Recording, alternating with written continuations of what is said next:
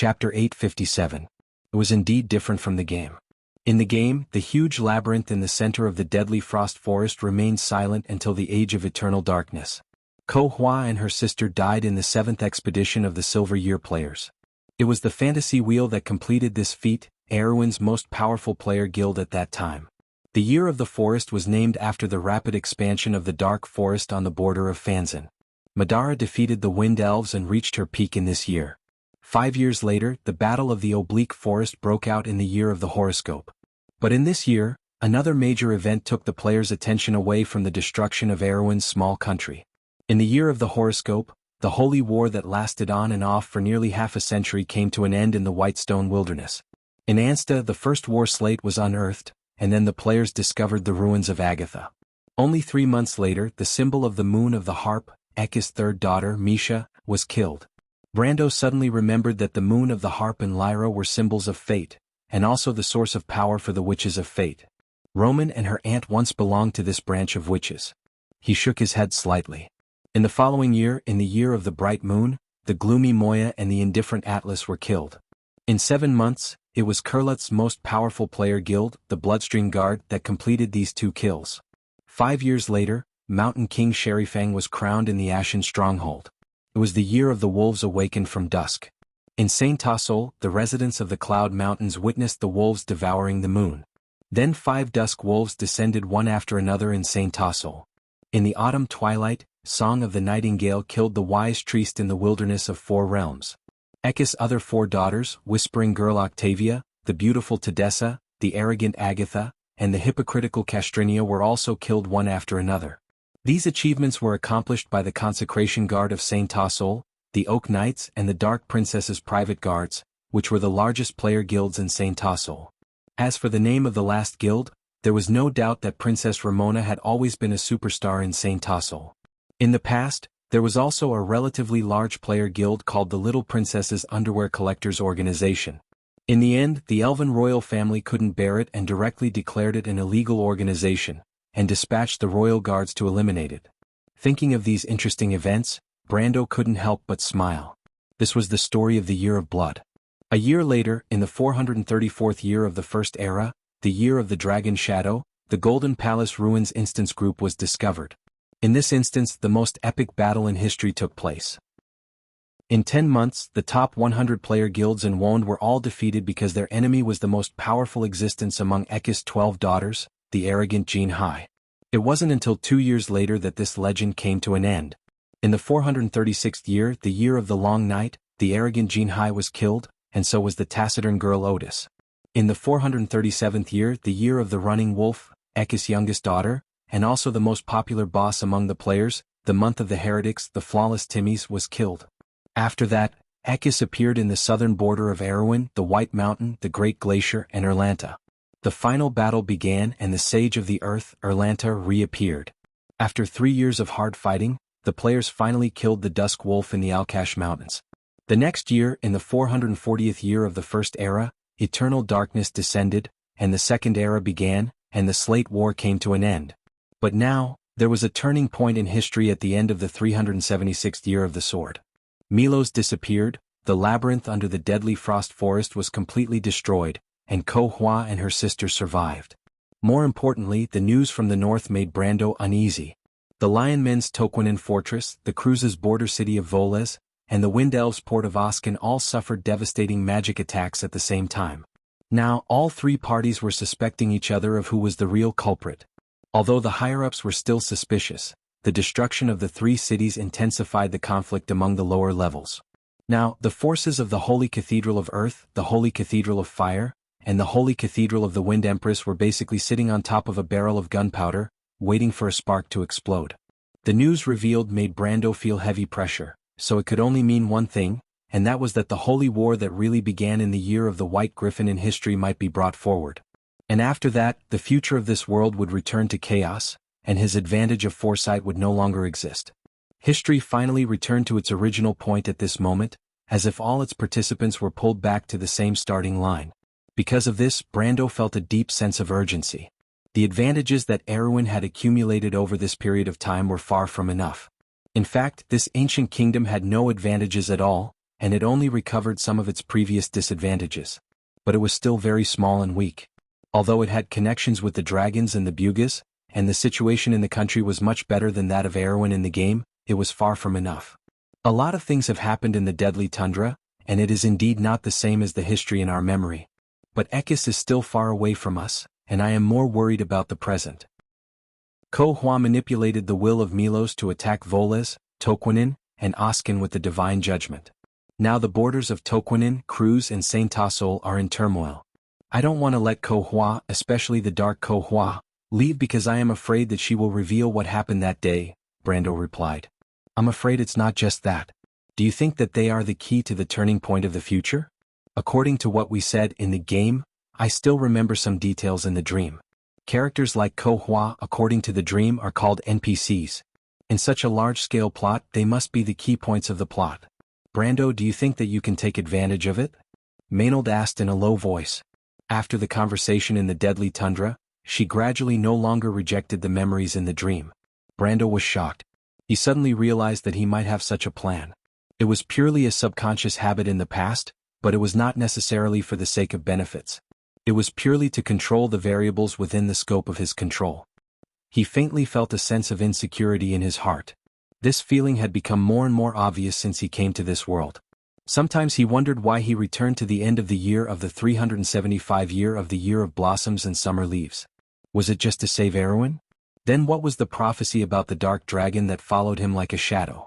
He subconsciously glanced at the corner of the hall. The witches were sitting there, whispering. They seemed to have recently learned about the identity of the Roman, and they respected him even more. You are very uneasy. Maynard replied, Actually, there's no need for that. Just do what you did before and do your best.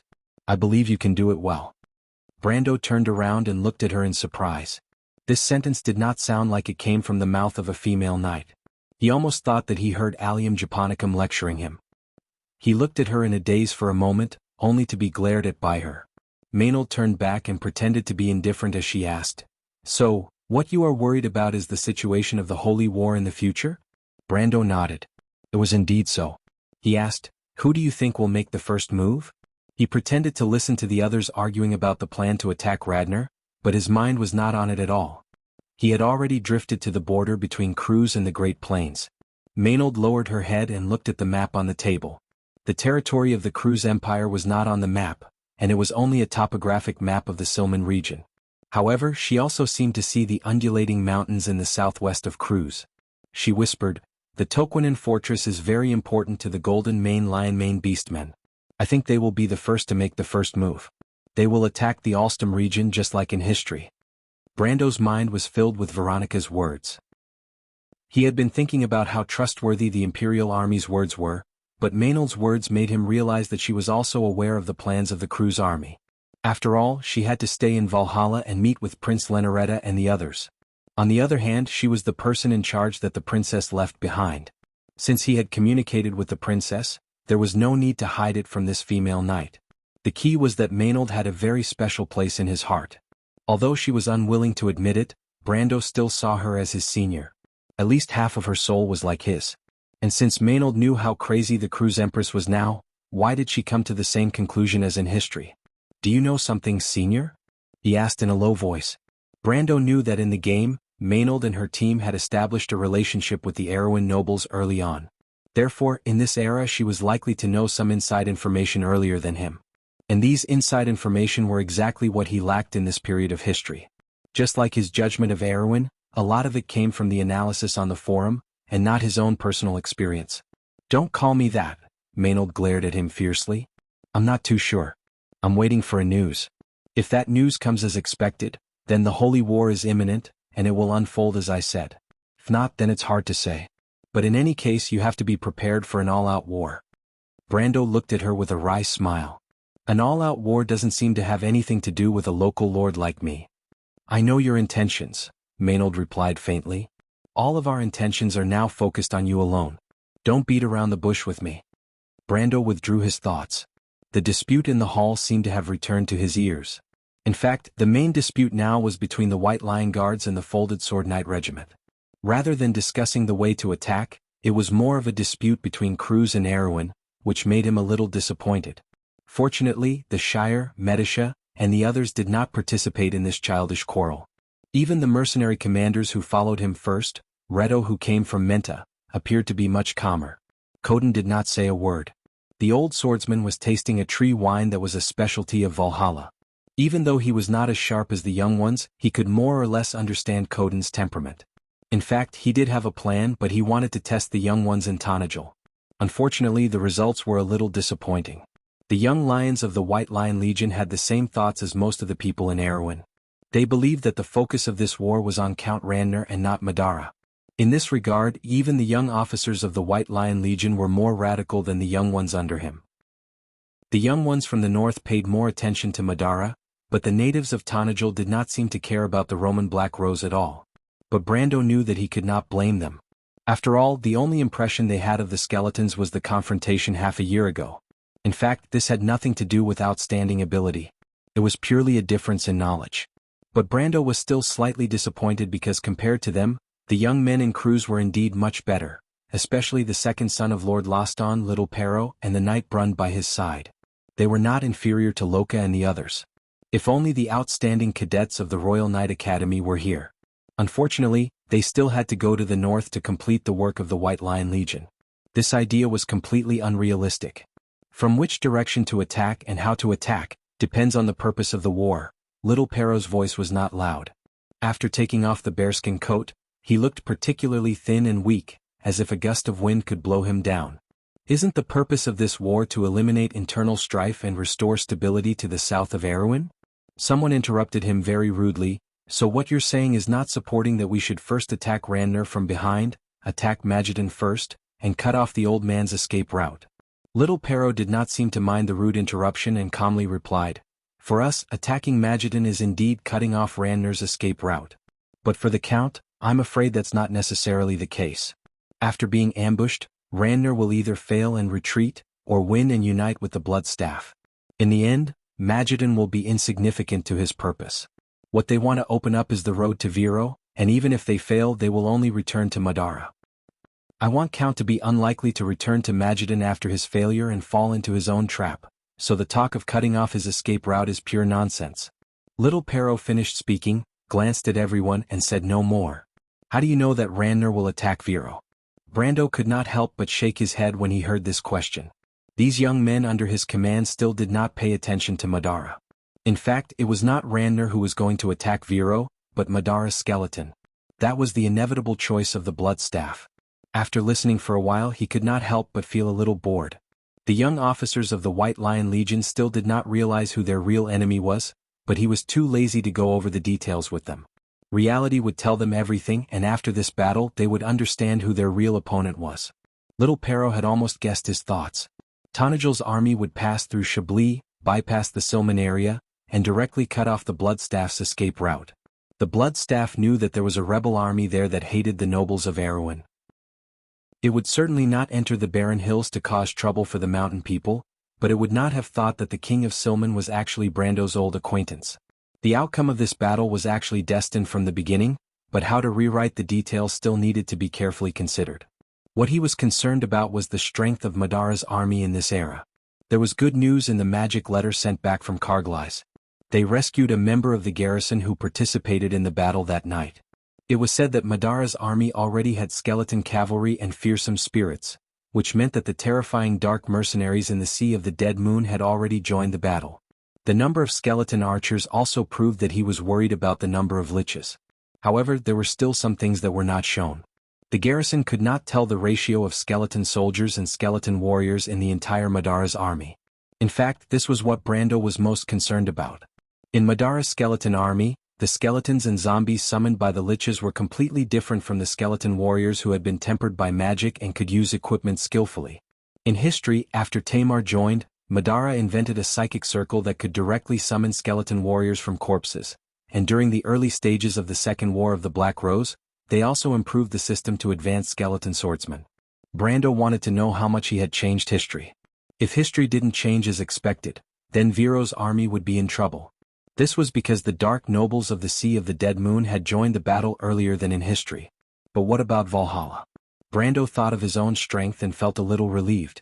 When he went to Ampere Seal to solve the crisis of Erewhon, other than the hundreds of hot-blooded White Lion guards, there were only a few high-end combat forces left. Tanajal's army could be said to be almost non-existent. However, things were different now.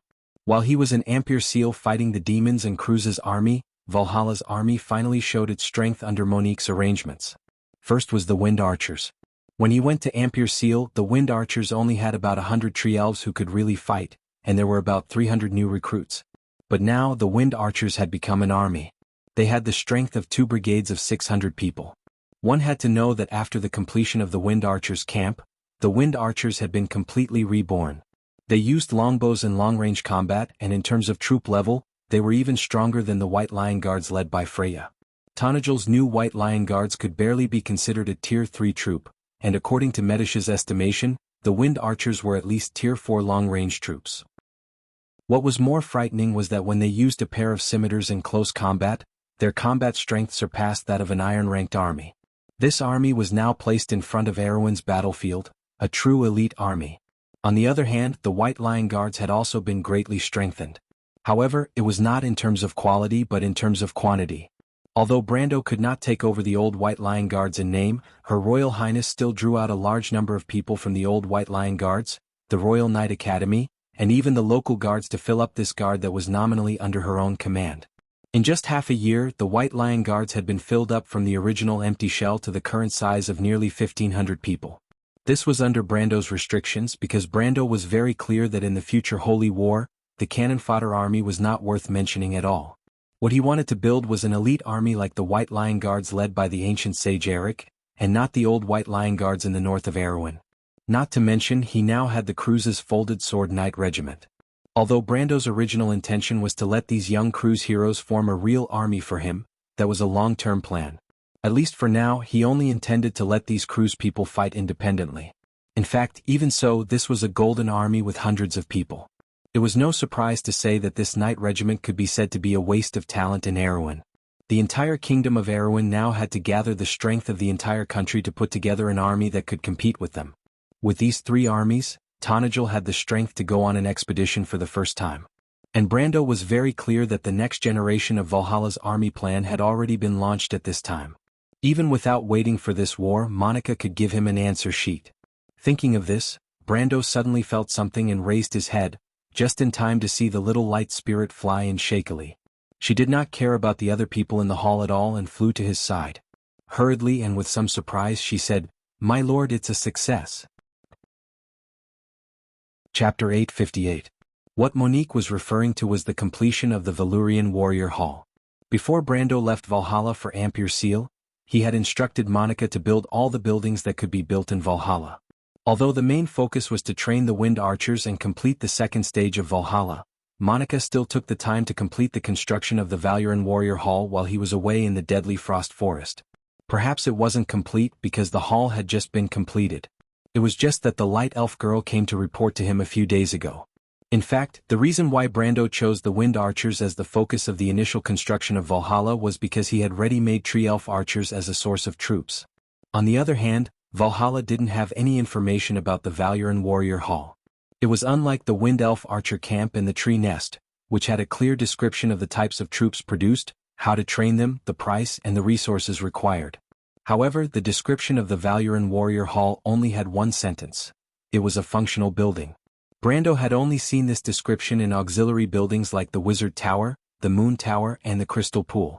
These buildings usually had to be built by the players themselves before they could figure out their uses. However, the Valyrian Warrior Hall sounded like a training building similar to Erewhon's Noble Army Camp. The fact that the description was so vague made Brando feel very strange. However, at the time when Tanajal was just being built and was about to face a possible war, Brando didn't dare to test his curiosity on such matters. Thus, he chose to build the Wind Elf Archer Camp, which was more reliable. However, this didn't mean that he wasn't curious about the Valyrian Warrior Hall. In fact, as a player he was dying of curiosity. And today his curiosity could finally be satisfied. When Monica came to report to him, her gaze was clearly a little evasive, which made him feel that something was wrong. The first layer of Valhalla was formed during the first stage of the World Tree's growth. This ring spiraled upwards to the plaza area at the top of the tree. It could fit 3 to 4 carriages side by side like a wooden street. Currently, there weren't many buildings on the ring, and there were only a dozen or so elven archer towers. These archer towers seemed to have grown out of the tree trunk, and their bases were tightly connected to the wooden street. Between the archer towers and the archer towers were connected by long walls of vines. These vines were about the height of a person's chest, similar to a parapet with thorns on one side. In addition, there were many ancient tree-like structures between the archer towers. These ancient tree-like structures had human faces on their trunks. Most of the time, these trees had their eyes closed, and only occasionally would they talk to the patrolling tree elf archers. These were the tree burrows, and their roots were actually the root guards that covered the entire Valhalla. Currently, there were more than 220 tree burrows in Valhalla, and more than 2,000 root guards were enough to guard the entire upper layer. The Valuran Warrior Hall was located in the middle of these tree burrows, and it looked like an extension of the ring. Two thick tree branches supported the platform, and the entire building looked extremely majestic. The Grand Hall looked a little like the Vikings' longhouse that Brando saw in his previous life, but it was much more majestic. The interior of the building was spacious and bright, and 12 giant pillars supported the hall's tall dome. In the center of the hall, there were 3 to 4 meter tall giant warriors sparring with each other. They held spears or heavy swords in their hands, and sparks flew everywhere as they fought. Even Brando's arrival didn't attract the attention of these brave warriors. Those were the Cloud Giants. Brando looked at these giants happily, and he was both surprised and curious. Once, the noblest bloodline of the giants came from Milos. But the Frost Giants had long become history, and their descendants, the Cloud Giants and Fire Giants, were displaced like the other Silver Folk after the War of the Holy Saints. In the end, only the descendants of the Black Iron Giants lived north of today's Hammer Mountains, and they were the Hill Giants of the Temple of the Earth. Legend had it that the Fire Giants were both warlike and tyrannical, but the Cloud Giants were a legendary race that was no less glorious than the Silver Elves. They lived in the sacred mountain of Storm's End, and were a tribe that adhered to tradition. In the War of the Dusk, the Cloud Giant King picked up a human baby and raised him. This human baby later became history's most famous hero, the Azure Knight. As for the legendary Cloud Giant tribe that the Azure Knight grew up in, it was a mystery whether here or in the game. In fact, this was the first time that Brando had seen these giants with his own eyes. Their skin was very white, and they were different from the barbaric appearance that people imagined. The Cloud Giants, whether they were warriors or craftsmen, were all wearing exquisite armor or gorgeous clothes. Most of them had sideburns, but the sideburns were very clean, and each of them was like a character from the Greek mythology of the previous world. Their eyes were light blue like gemstones, and their hair was made of gold, shining brightly. The weapons in their hands were etched with beautiful patterns, but they were still so sturdy that they were not afraid of sparks flying when they collided with each other. When Brando, Monica, and Princess Medisha passed through the hall, the Cloud Giants noticed their existence and stopped to look at them. A giant wearing a white robe with golden edges walked out of the crowd. When he saw Brando, he probably recognized his identity and bowed to him. "Honorable Lord, I am Babu, a craftsman from the people of the cloud. It is an honor to be of service to you." The giant replied with a gentle voice, looking gentle and polite. But even so, Brando could still feel the extraordinary aura of the other party. "Hello, it is also my pleasure," he replied. "Are you heroic spirits?" "Is Babu, Lord?" Medisha exclaimed in a low voice. "He is the most outstanding craftsman in the history of the Cloud Giants." Behind him are Gorju, Essard, and the King of the Forges, Afterodi. They are all the most outstanding craftsmen of different eras. My God, they are all in Valhalla. Other than Babu, Brando did not know any of these names. But other than Babu, the legend of Gaia using his hand to forge the Azure Lance was a myth that most people in Wond were familiar with. He was the greatest craftsman in the history of the Cloud Giants, and could even be crowned as the craftsman of God. As for the others, Brando understood from Medisha's tone. They were all at least on the same level as Babu. "There are not many people in the modern world who can recognize us. Little girl, can you tell me your name?" Babu asked. "Medisha, I am a silver elf, Lord Babu." Medisha replied respectfully. Brando had never seen her show such a humble side, even in front of him. "Oh, silver elves, I have heard of you." The giant craftsman showed a look of realization. "I heard that the Myernas found a tribe in the Holy Silver Valley. That should be your people. At that time you began to learn to use the law and break through ignorance. Presumably, many years later, you should have established a glorious civilization by now." The rise and fall of history, one civilization after another rose in the long river, each shining brightly in an era. "Seeing you, I am reminded of the past." Medisha blushed a little and replied embarrassedly, Lord Babu, the era that belongs to us has passed. Now it is the era of the Lord's civilization. Babu was stunned and then sighed, so it has been so long. It seems that Elaine's river has flowed for a long time. Brando listened to the conversation between Babu and Medisha, and he was shocked. According to Medisha's description, Babu and the others suddenly appeared at the moment the hall was completed. What kind of existence were they? Naturally he was well aware of this. Craftsmen, whether it was blacksmiths, tailors, bootmakers or candle makers, they were all classified as a separate profession in the game. Just like scholars and alchemists, they were all part of the Amber Sword's huge life profession system. As craftsmen they naturally had to learn professional skills. Different professions in the game not only limited the upper level of professional skills, but also provided bonuses for different professional skills. For example, blacksmiths would provide a considerable EXP bonus for forging, smelting and preparation skills. But even so, in order to train a professional skill to the level of a grandmaster, they would at least need to level up the corresponding life profession to more than level 150. Although the level of life professions was more relaxed than combat professions, it was still a long process, at least 10 years of game time. And only by meeting this requirement could a craftsman be called a grandmaster of the profession. And what level was a divine craftsman? Once a skill's level exceeded level 20, every level after that would be an opportunity that could only be encountered by chance. When a skill reached level 25, it could be said to be a godly skill that was close to the Tao. A divine blacksmith would have to reach the level of a godly skill in all of his professional skills that had bonuses. As far as Brando knew, until the last era of the game, there were 3 divine craftsmen among the players, belonging to the 3 most powerful player organizations of the time. And one of the NPCs was the master craftsman of Madara, Beaumiend. Brando remembered that Beaumiend and Tamar had a master-disciple relationship in alchemy. He didn't know if Madara had discovered him in this era. But throughout the history of the Amber Sword, there was only one person who had been crowned as a divine craftsman, Babu. And now, this legendary figure was right in front of him, and he was accompanied by 7 or 8 other divine craftsmen, who might be serving Valhalla soon. Brando now felt like he had been hit by a flying biscuit.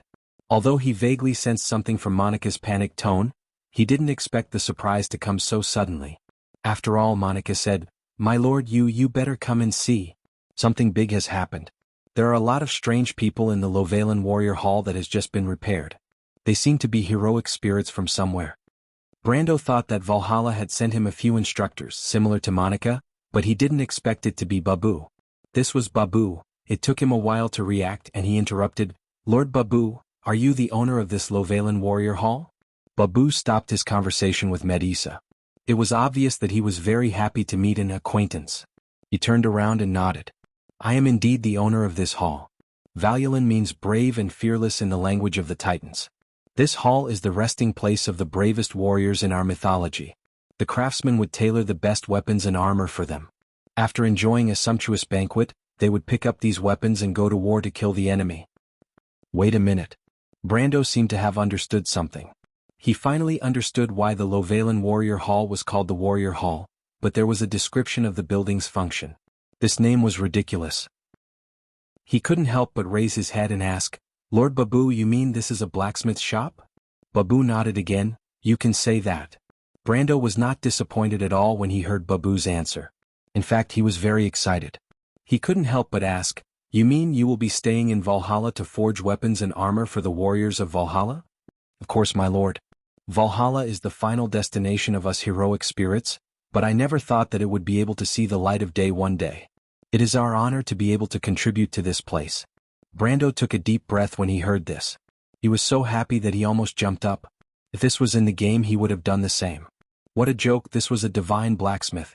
The divine blacksmith, the most legendary blacksmith in history, and 7 or 8 similar characters.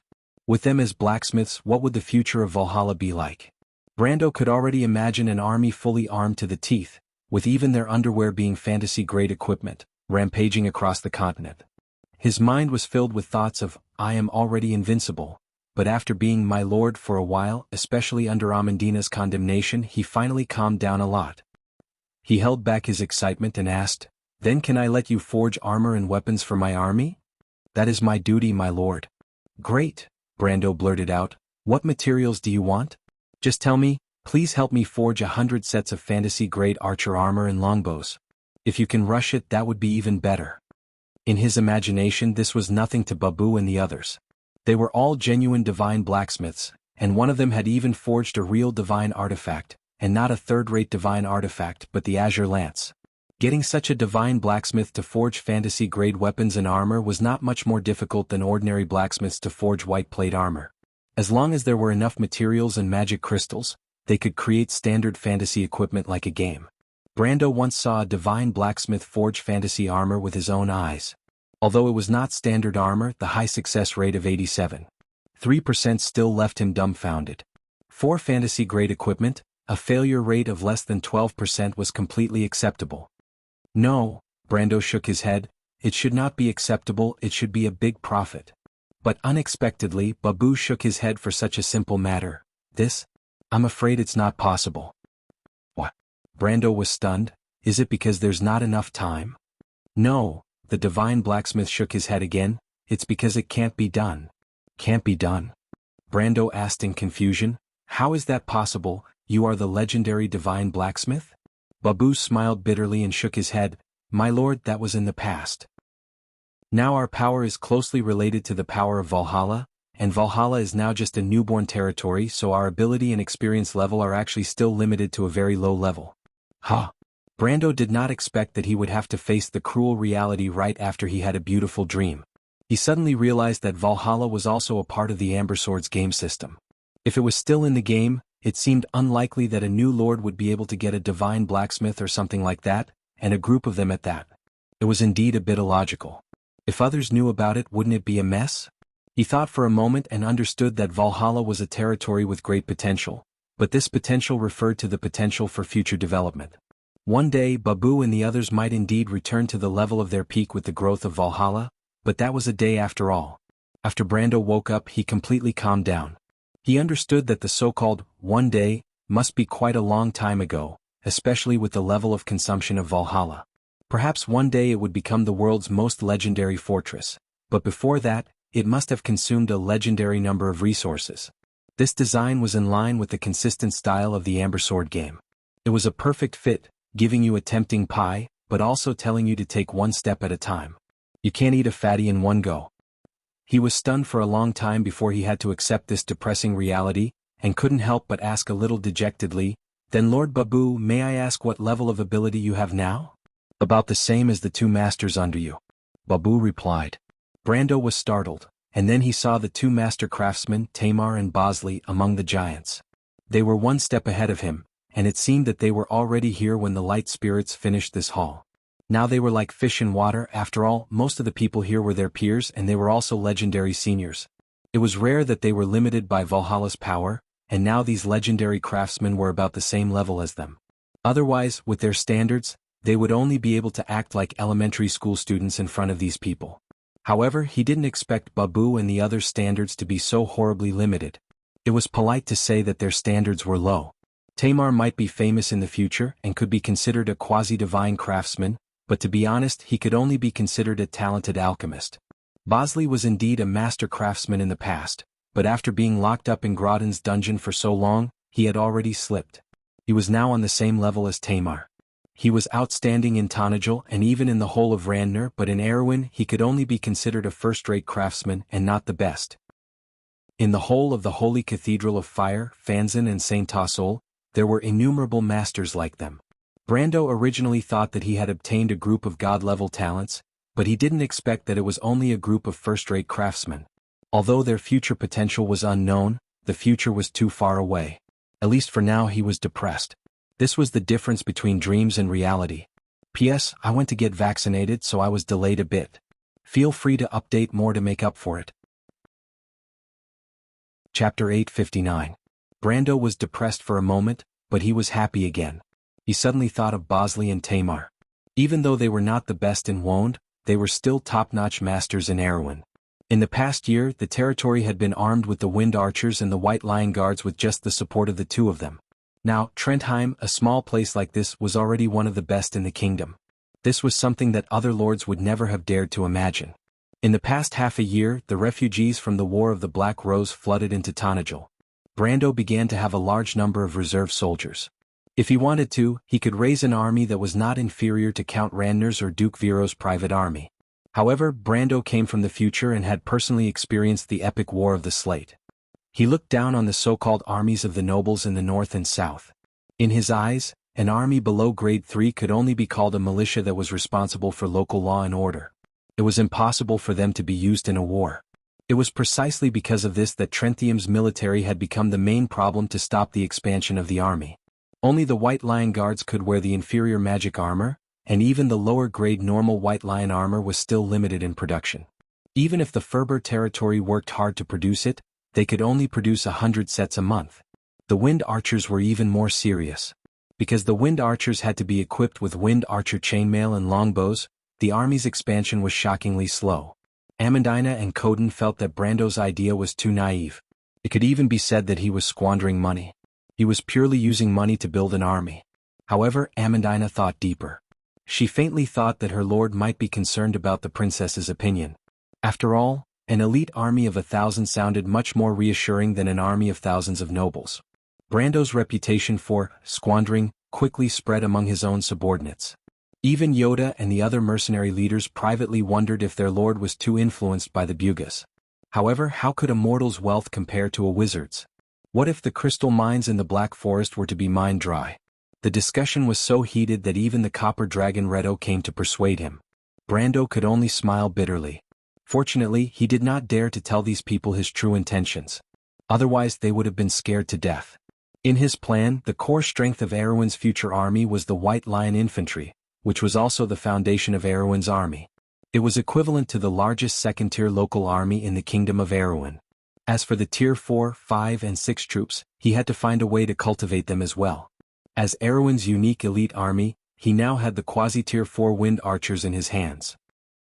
If he could persuade the Centaurs to join his army, he could get the armor and halberd design of the Silver Crown Guards from Elaranta. With a little training, Erwin would have a real Tier 4 army. The Tier 5 army would be the Elder Guards of the Druids or the Ancient Tree Guardians, but the Druids were too old-fashioned and might not join his chariot. The more reliable consideration was to get ideas from the Nagas. Although the Four-Armed Sirens and the Neptune Guards were weaker than most Tier 5 troops on land, they were still Tier 5 troops after all. The most important thing was that the Nagas had no core conflict of interest with the mainlanders, and the kingdom had a fleet that could be their staunchest ally at sea. The Nagas would not be stingy with renting their troops. Erwin could hire these overseas troops in the name of employment. When he chose to ally with the Grey Fin Nagas, and after the Battle of Ampere Seal, he insisted that the Empire give him the frigate design in exchange. With the Tier 4 and 5 troops, Erwin's strength should be comparable to the kingdom of the late King of the Empire. At that time, Her Royal Highness could rely on the central military power to suppress the whole country, unify the power of the kingdom, and realize the transformation of local feudalism to centralization. As for the Tier 6 troops, Brando had no clue at the moment. In the history of Erwin, the only troop class above Tier 6 was the Silver Elf Temple Guards, and there were no more than 100 of them. His only hope now was that Valhalla would be strong enough. But once Erwin had a Tier 6 troop class, its strength would not be inferior to Madara.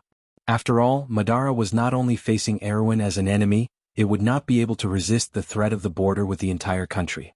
Once Erwin had this kind of strength, it would be able to force Madara to expand to other countries, and this ancient kingdom would be restored to its heyday.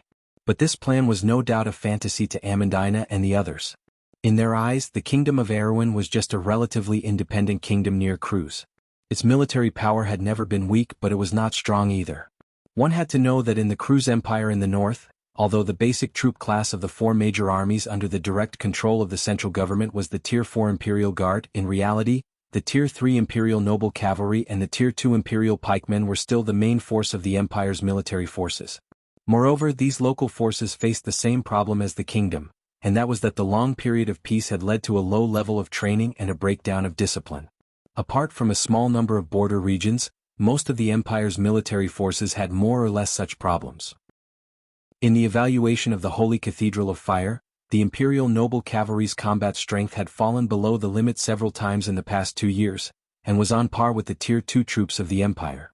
Of course, the Empire also had the Tier 5 Pegasus Knight, the Tier 5 Grail Knight, the Tier 6 Sword Crusader, the Tier 6 Holy Oil Knight and the Temple Ascetics.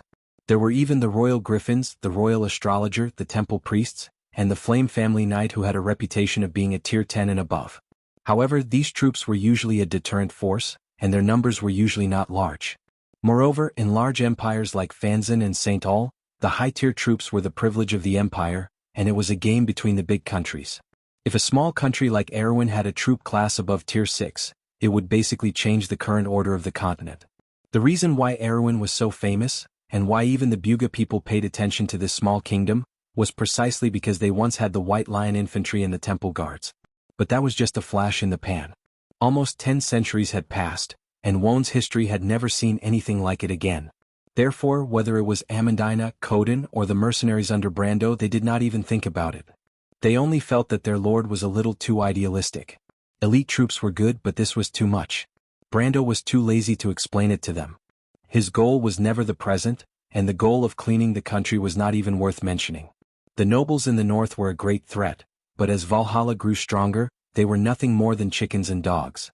Whether or not Erewhon could build such an army was related to whether or not the kingdom could walk out of its destiny in the future. This was the most important thing. Brando had never forgotten that although Erewhon's nobles were the cause of the kingdom's downfall, the real cause of its demise was the dangerous enemy that was rising in the east. He held great power in his hands, and he carried out his plans to expand his army at a leisurely pace. But under the surface he was anxious, and time did not stop for anyone. In fact, there were signs that the development of history did not stop for him, but instead accelerated because of his arrival. Erewhon's neighboring countries had begun to stir, but the development of his territories was still slow. Amandina and the others saw this, and secretly reminded him to relax his requirements and expand his army as soon as possible. But how could he not understand? But the problem was, what was the point of recruiting more cannon fodder? They simply did not understand what kind of opponent Erewhon was facing now. The whole kingdom was still looking at the coming era of war and chaos with an old-fashioned view. In fact, Madara, Cruz, and even the Wind Elves and Fanzan were rapidly completing their military reforms in this era of upheaval before the arrival of the Great Demonic Tide. The Roman Athos in the Dark was the first, followed by the Fanzan, followed by the direct enemy of Madara, Saint Tassol. Cruz finally completed their reforms under the leadership of Emperor Lenarite, and thus suffered the greatest loss in the war. But he was an empire, and the strong support of the Empire and the Holy Cathedral of Fire allowed him to fail for a while, but Erewhon did not have such a strong strategic depth. Erewhon could only learn from Madara. He had to be one step ahead of others in everything, or else he would only end up in death. This war was a precursor, and the real beginning of the Wind and Rain originated from the Second War of the Black Roses 3 years later.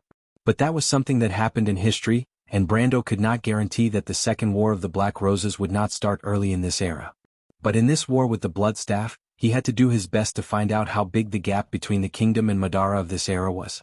Of course, it would be best to give Madara a warning so that they would feel that the kingdom was not so weak and easy to bully. Then, those skeletons might think more before choosing to start the Second War of the Black Roses. Every minute was a hope of redemption for Erewhon. Therefore, he had to be cautious and try his best to increase his strength before the war. Now that a group of master craftsmen like Babu had joined him, it was undoubtedly a boost to his confidence, and he was overjoyed at this unexpected turn of events. Tanajul suddenly had more than 10 master craftsmen of the same level as Bosley and Tamar. What did that mean?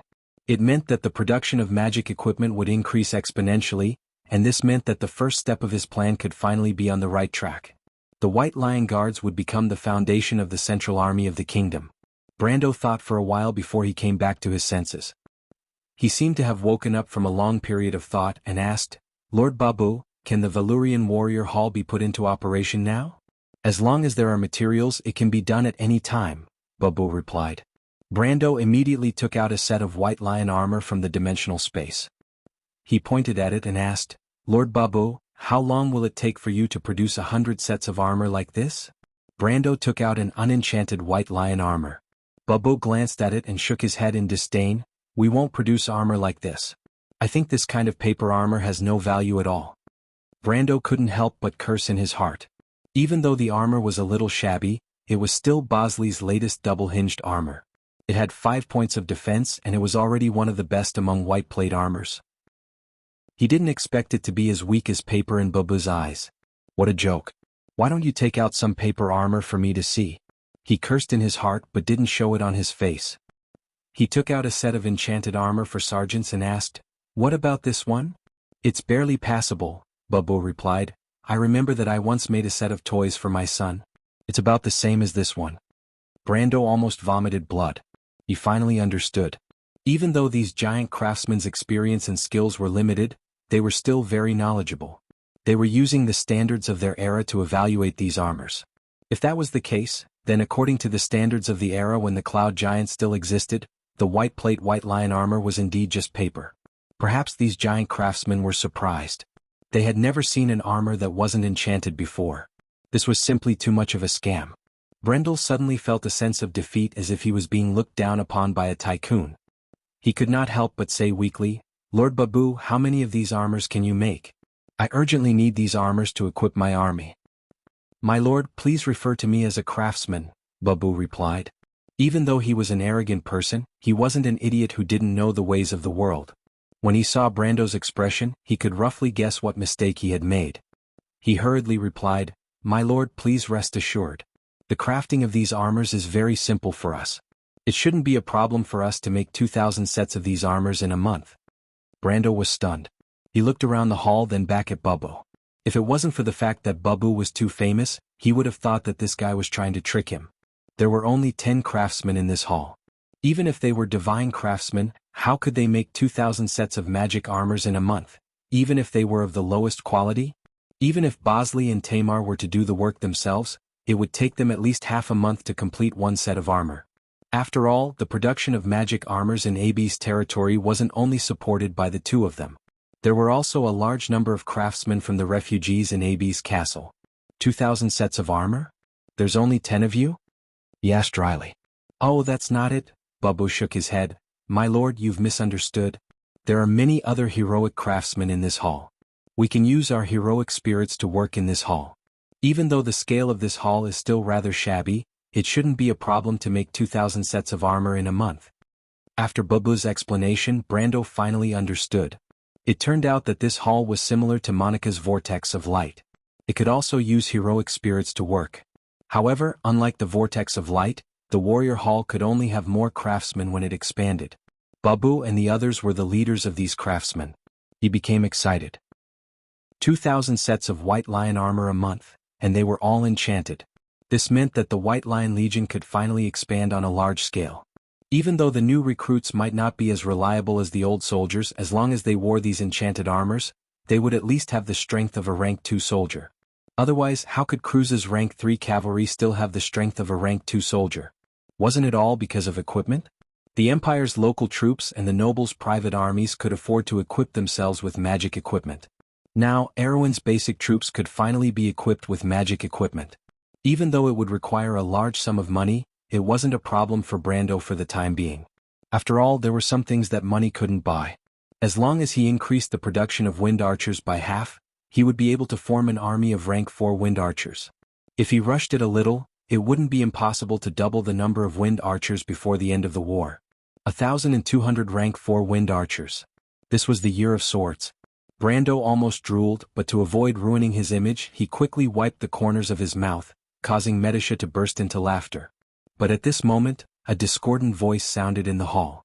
"My lord, forgive me for being blunt. You are wasting the value of this sacred hall by creating these useless things. It is meaningless." The person who spoke had a rough and high-pitched voice, causing Brendel to look back. It was the divine craftsman named Gorzu that Medisa had mentioned earlier.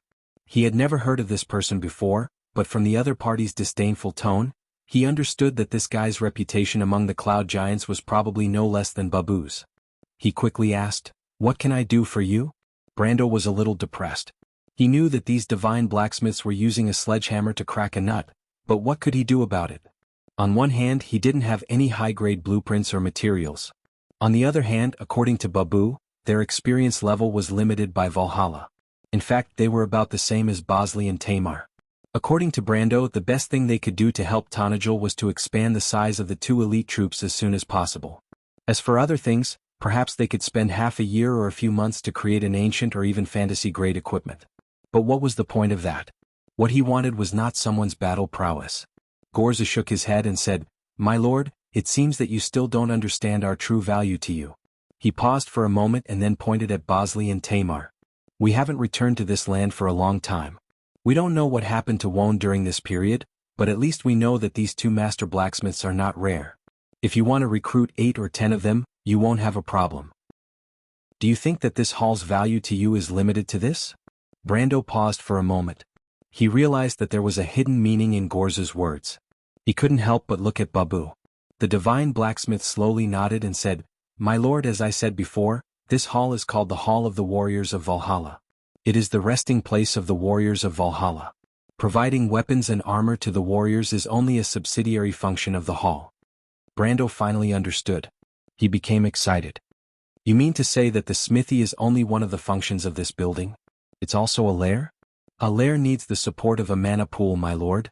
Babu shook his head. What does that mean? Brando was confused. Then, my lord, have you heard of the name Valkyrie? Babu asked word by word. Chapter 861. Valkyrie? Brando's heart skipped a beat. The maid of Odin in Norse mythology, how could he not have heard of this name? He had long suspected that since there was Valhalla, there would naturally be Valkyries. It was a pity that Valhalla in the Amber Sword was destroyed in a fire, and the legends about it were buried under the ashes. Whether or not they existed, everything was a mystery. A mystery. Now that Babu mentioned this name, Brando had a feeling that it was indeed the case. At the same time he was somewhat expectant.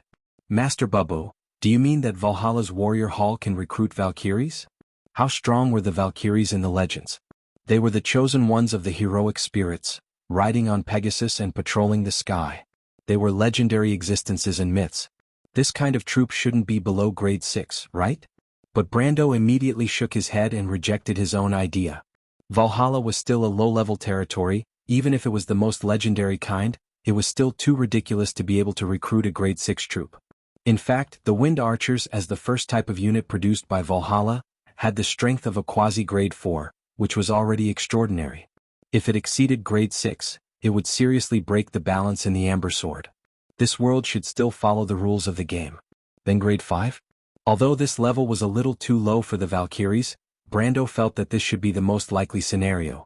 Legends were legends after all, not to mention that there were a few more abnormal troop types among grade 5 that were still very powerful, comparable to grade 6 troops. For example, Cruz's Holy Grail Knight. When the Holy Grail Knight joined, they swore an oath and a holy relic. They swore oaths of poverty, not marriage, and upholding justice. Although the knight's life was very poor, they gained great power from it. On the battlefield, they could rely on the power of the holy relic to revive brothers Spring on the spot once. This was the most powerful troop among the known grade 5 troops. Brando thought that the Valkyries might also be a grade 5 troop like this. It wouldn't disrupt the balance too much, and it would also show the strength of this troop type. But all of this was just speculation in his heart. The answer would still have to wait for the Cloud Giant's divine craftsman Babu to reveal it, so he raised his head and looked at Babu. The hall was quiet. Babu turned his head and called out, Brunhilde, come out. Damn. Brando was shocked when he heard this name. Brunhilde was a famous Valkyrie in Norse mythology and Icelandic epics. There were all kinds of legends about her. Some said that she was Odin's daughter, while others said that her image came from the Visigoth princess Brunhilde of Austrasia. In many games and related works in his world, she was described as the head of the Valkyries. He naturally heard of this famous name, but he didn't expect Babu to call out such a powerful character. He couldn't help but curiously look in that direction. At this moment, the sound of a horse's neigh came from outside the hall. A Pegasus flapped its wings and flew in through the arched window of the hall, landing on the edge of the platform. The Pegasus paced restlessly. Its back was covered in platinum armor. Its wings, mane and hooves were burning with white flames, as if it had just flown out of flames. There was also a female knight riding on its back. The female knight wore a winged helmet that covered her face, but her identity could be vaguely discerned from her posture that she was a woman. This female knight was just like the warhorse she was riding. Her entire body was covered in flames. White flames constantly emerged from the gaps in her heavy armor. After she landed on the platform, she did not dismount from her horse. Instead, she held her head high and pulled the reins made of flames to Brendel's side. She did not say a word as she looked down at her lord from a commanding position. This is the Valkyrie? When Brando first saw Brunhilde, he almost thought that he was looking at Madara's Pale Knight. However, the Pale Knight obviously didn't have such luxurious armor, and their horses didn't have wings. When Brunhilde came to his side, he saw that her weapon was a double-headed sword with a very long handle. The blade was very slender like two wings. A pair of platinum wings together with her armor and Pegasus couldn't be more gorgeous. Just as he was about to ask about the other party's combat power, he remembered that he could search for the attributes of the creatures in Valhalla, just like Monica and the others back then. He quickly blinked his eyes and switched to a light green interface. This interface seemed to be floating on a piece of cloth. Brendel could not help but suck in a breath of cold air when he saw Brunhilde's face.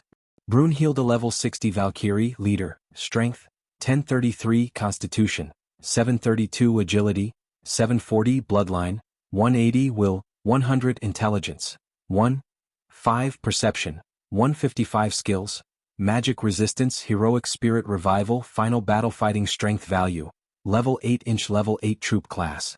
Brando almost blacked out and fell to the ground. The so-called fighting strength value was actually the rating of the troop class. He originally thought that the Valkyrie would at most be a level 6 troop class. According to the Amber Sword's usual style, even a level 5 troop class wasn't impossible. At most, it would be amazing to give a more powerful and practical skill. But the problem was the cloth. Although he had never heard of the final battle before, the heroic spirit resurrection skill was exactly the same as the Holy Grail Knight's faith in Brother Spring. Furthermore, the heroic spirit resurrection skill was also a magic resistance skill. There were 3 types of magic resistance skills in the Amber Sword: magic defense, magic resistance, and magic immunity. Magic immunity was the most abnormal, completely ignoring everything. The effects of magic were the nemesis of wizards. Magic resistance resisted 75% of the magic damage and the effect duration. Magic defense was the worst, only resisting 50% of the magic damage. Magic resistance itself was a relatively powerful skill. Similar skills were only available to unicorns, dwarven rune guards, and Farnesane spell guards, and according to the rules of the Amber Sword, troops with such powerful skills would generally have their basic attributes greatly reduced. For example, the HP of the unicorn was generally lower than the other level 6 troops, and the attack of the spell guard was also the lowest among the level 7 troops. This was because although the basic attributes of different classes were different when leveling up, they were generally balanced. Those with powerful skills often had weaker basic attributes. For example, Brando's Holy Grail Knight belonged to this class, and mercenaries belonged to the basic class with stronger basic attributes. So in theory the Valkyrie had so many powerful skills. Her basic attributes should be relatively weak among the level 8 troops, but what Brando saw was that not only were Brunhilde's attributes not weak, but they were actually stronger than other level 8 troops. Her attributes were already at the highest stage of elemental activation, just a step away from elemental enlightenment. Not to mention that her physique was slightly lower than his now, her strength was a street ahead of him, and her dexterity was on par with his. Her average attributes were also terrifyingly high, but in terms of basic attributes and strength, Brunhilde was a level higher than him. In other words, other than the unreliable foreign aid of Mephisto and Alaz, Brunhilde was now the second most stable combat force in Valhalla. And the average level 8 troop was just at the beginning of elemental activation. Isn't this cheating? Brando immediately felt that he had encountered the legendary backdoor left by the game designer in the game. A level 2 magic territory could actually recruit level 8 troops, and these so-called level 8 troops' combat power was basically comparable to level 9 troops. If this wasn't a backdoor, then what was? To be honest, Brando certainly liked it when it fell from the sky. But the problem was that he never believed that there was a free lunch in the world. Here he drew a big pie for him, and he didn't know what kind of trap was behind it, especially when the more fragrant the bait, the sharper the trap behind it. He had encountered this kind of thing too many times in the game, so everything in front of him didn't make him feel the slightest bit excited. Instead, it created a strong sense of vigilance. He calmed down and said, "This strength doesn't seem to be a level 8 troop, right?" Babu looked at her lord with some curiosity. "My lord can actually see Brunhilde's strength at a glance." Ahem, Brando realized that he had let it slip in a moment of absent-mindedness. Although Valhalla was connected to his own system, Monique and the others didn't seem to know about his own system. Since Monique, who was in charge of Valhalla, didn't know, Babu had no reason to know. Brando thought about this and hurriedly explained. "I can roughly sense it, this seems to be an ability that Valhalla gave me." Babu shook her head and didn't doubt it. "I see, but my lord misunderstood one thing. Brunhilde is not a level 8 troop, but a level 9 troop." "Tier 9? You mean Valhalla can recruit them now? Brendel was taken aback. You mean Valhalla can recruit them now? Not only did Babu's words not make him feel more understanding, but it also made him feel even more incredulous. Who would believe that a level 2 territory could recruit level 9 troops? Based on what? When Valhalla was burned down by an inexplicable fire, wouldn't it be? Was there some kind of conspiracy behind it? The more he thought about it, the more he felt that it was possible. There was a principle in the Amber Sword, and that was that the reward was generally proportional to the difficulty of the mission. Of course, there was some element of luck, but luck was generally related to adventure. You might find some unexpected wealth, but it was definitely not in the process of a regular mission. Valhalla was through the loop of trade winds. It was obtained through this quest line, and the story of this quest was epic, and the reward of Valhalla was also more than the price of the ticket price. But Brando felt that everything before this was natural, except for today's. It had even broken the balance of the game. He didn't expect Babu to still shake her head. No, my lord, Valhalla can't recruit level 9 troops now. Even if this is a legendary territory, your request is still too much for it to bear.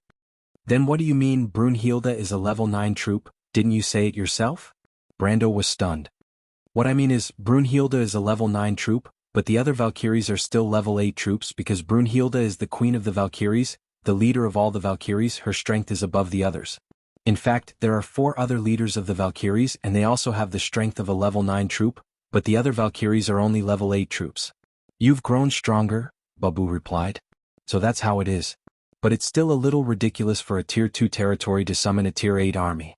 But isn't it a little ridiculous for a tier 2 territory to summon a tier 9 army? But isn't it a little ridiculous to summon a tier 8 army as well? Babu nodded as if it was a matter of course. Of course. Ben? Brando frowned, thinking, you're not saying that and you're not saying that, aren't you contradicting yourself? Babu glanced at him as if realizing that his lord seemed to have misunderstood something, and hurriedly explained, my lord, I'm afraid you've misunderstood. I'm not saying that Brunhilde and her people can be recruited in the Hall of Warriors of Valhalla. Of course, the Hall of Warriors of Valhalla is indeed closely related to these brave warriors. To be precise, this hall is the Hall of Dawn. It's a subsidiary building of the temple. The Temple of Dawn? All of the Valkyries live in the Dawn Temple. That is their palace. The Dawn Temple itself doesn't exist in the modern world, but there is an exit that is connected to the uppermost hall of Valhalla. Legend has it that the Dawn Temple extends to the modern world with a silver staircase. This staircase was forged by the hammers in the hands of the people of the clouds. It is the staircase that connects the Valkyries to the modern world. It's a passage. Babu replied. Brendel finally understood what was going on. In other words, the Temple of Dawn was actually equivalent to a lair, and this lair could recruit the Valkyries' valiant spirit, a powerful level 8 troop. The craftsman in the Hall of Warriors of Valhalla could forge the entrance of this lair, and this job was no different from the other lair, barracks and functional buildings that Monique and the others cultivated in Valhalla. The craftsmen of the Cloud Dwellers could do it, which meant that they had to rely on these divine craftsmen in front of them. This was the true greatest value that Gorzu had mentioned. This was indeed quite a great value. A level 8 troop, even in the Amber Sword, was something that could only be encountered by chance, not to mention a powerful level 8 creature like the Valkyrie. Once Valhalla had them, it could be said that it would be the strongest fortress in this era. If it could survive for a long time and not be destroyed by natural and man-made disasters like in the game, it would not be impossible for this kingdom to become an empire one day. However, Brando was very calm at this moment. There was no free lunch in this world, and it was best not to daydream about summoning a level 8 creature in a level 2 territory. Babu and the others had given him so many conditions, and it was obvious that they had restricted the premise of the appearance of the Temple of Dawn. Needless to say, it wouldn't take much resources or time to complete in Valhalla. Before he was familiar with it, he probably wouldn't consider meeting these legendary warriors. After thinking about this, he raised his head and asked, then Master Babu, what are the conditions to forge the silver stairs to the Temple of Dawn? Sure enough, Babu's first sentence was, it is a long process. Forging the stairs to heaven requires the lifetime efforts of countless craftsmen. Even if we start now and work day and night, it will take at least 1 to 2,000 years to restore the former glory of the Temple of Dawn. Damn, aren't you tricking me? Game designers, you didn't want this thing to come out at all, did you? Although Brando was mentally prepared, he couldn't help but curse in his heart when he heard this sentence. He suddenly felt like he was wasting time here. However, he thought of another problem. When Monica said that it would take time to cultivate Valhalla, she also said the same thing. In terms of hundreds of years, but with enough light spirits and resources, this time was quickly shortened to half a year. Thinking of this, Brando couldn't help but feel a glimmer of hope in his heart. Valhalla's warrior hall would obviously grow with the growth of Valhalla, and with the increase in craftsmen of the Cloud Dwellers, maybe this time could be dozens of times shorter. What about shortening it? Of course, he didn't expect to see the Valkyrie in half a year. For a rank 8 soldier like this, if he could see it within 10 years, then it would be very significant for Erwin. Thinking of this, he couldn't help but ask, if Valhalla slowly grows, how much time can be shortened? That's hard to say. We are also ignorant of the future, Babu replied, but my lord, if you are anxious to see these brave warriors, we actually have another way. Brando was slightly stunned and asked curiously, what way? As you can see, not all the Valkyries stayed in the Temple of Dawn. In fact, after the Battle of Valhalla, many Valkyries and their souls stayed in the modern world together, like Brunhilde and her subordinates. However, most of these Valkyries were heavily injured in that battle and fell into eternal slumber. Their souls were entrusted to their broken armor and weapons. In them.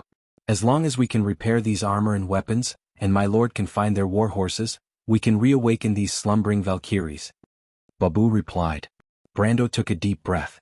What materials do I need to repair their armor and weapons? How long will it take? Where should I find their war horses? He couldn't help but feel a little excited when he said this.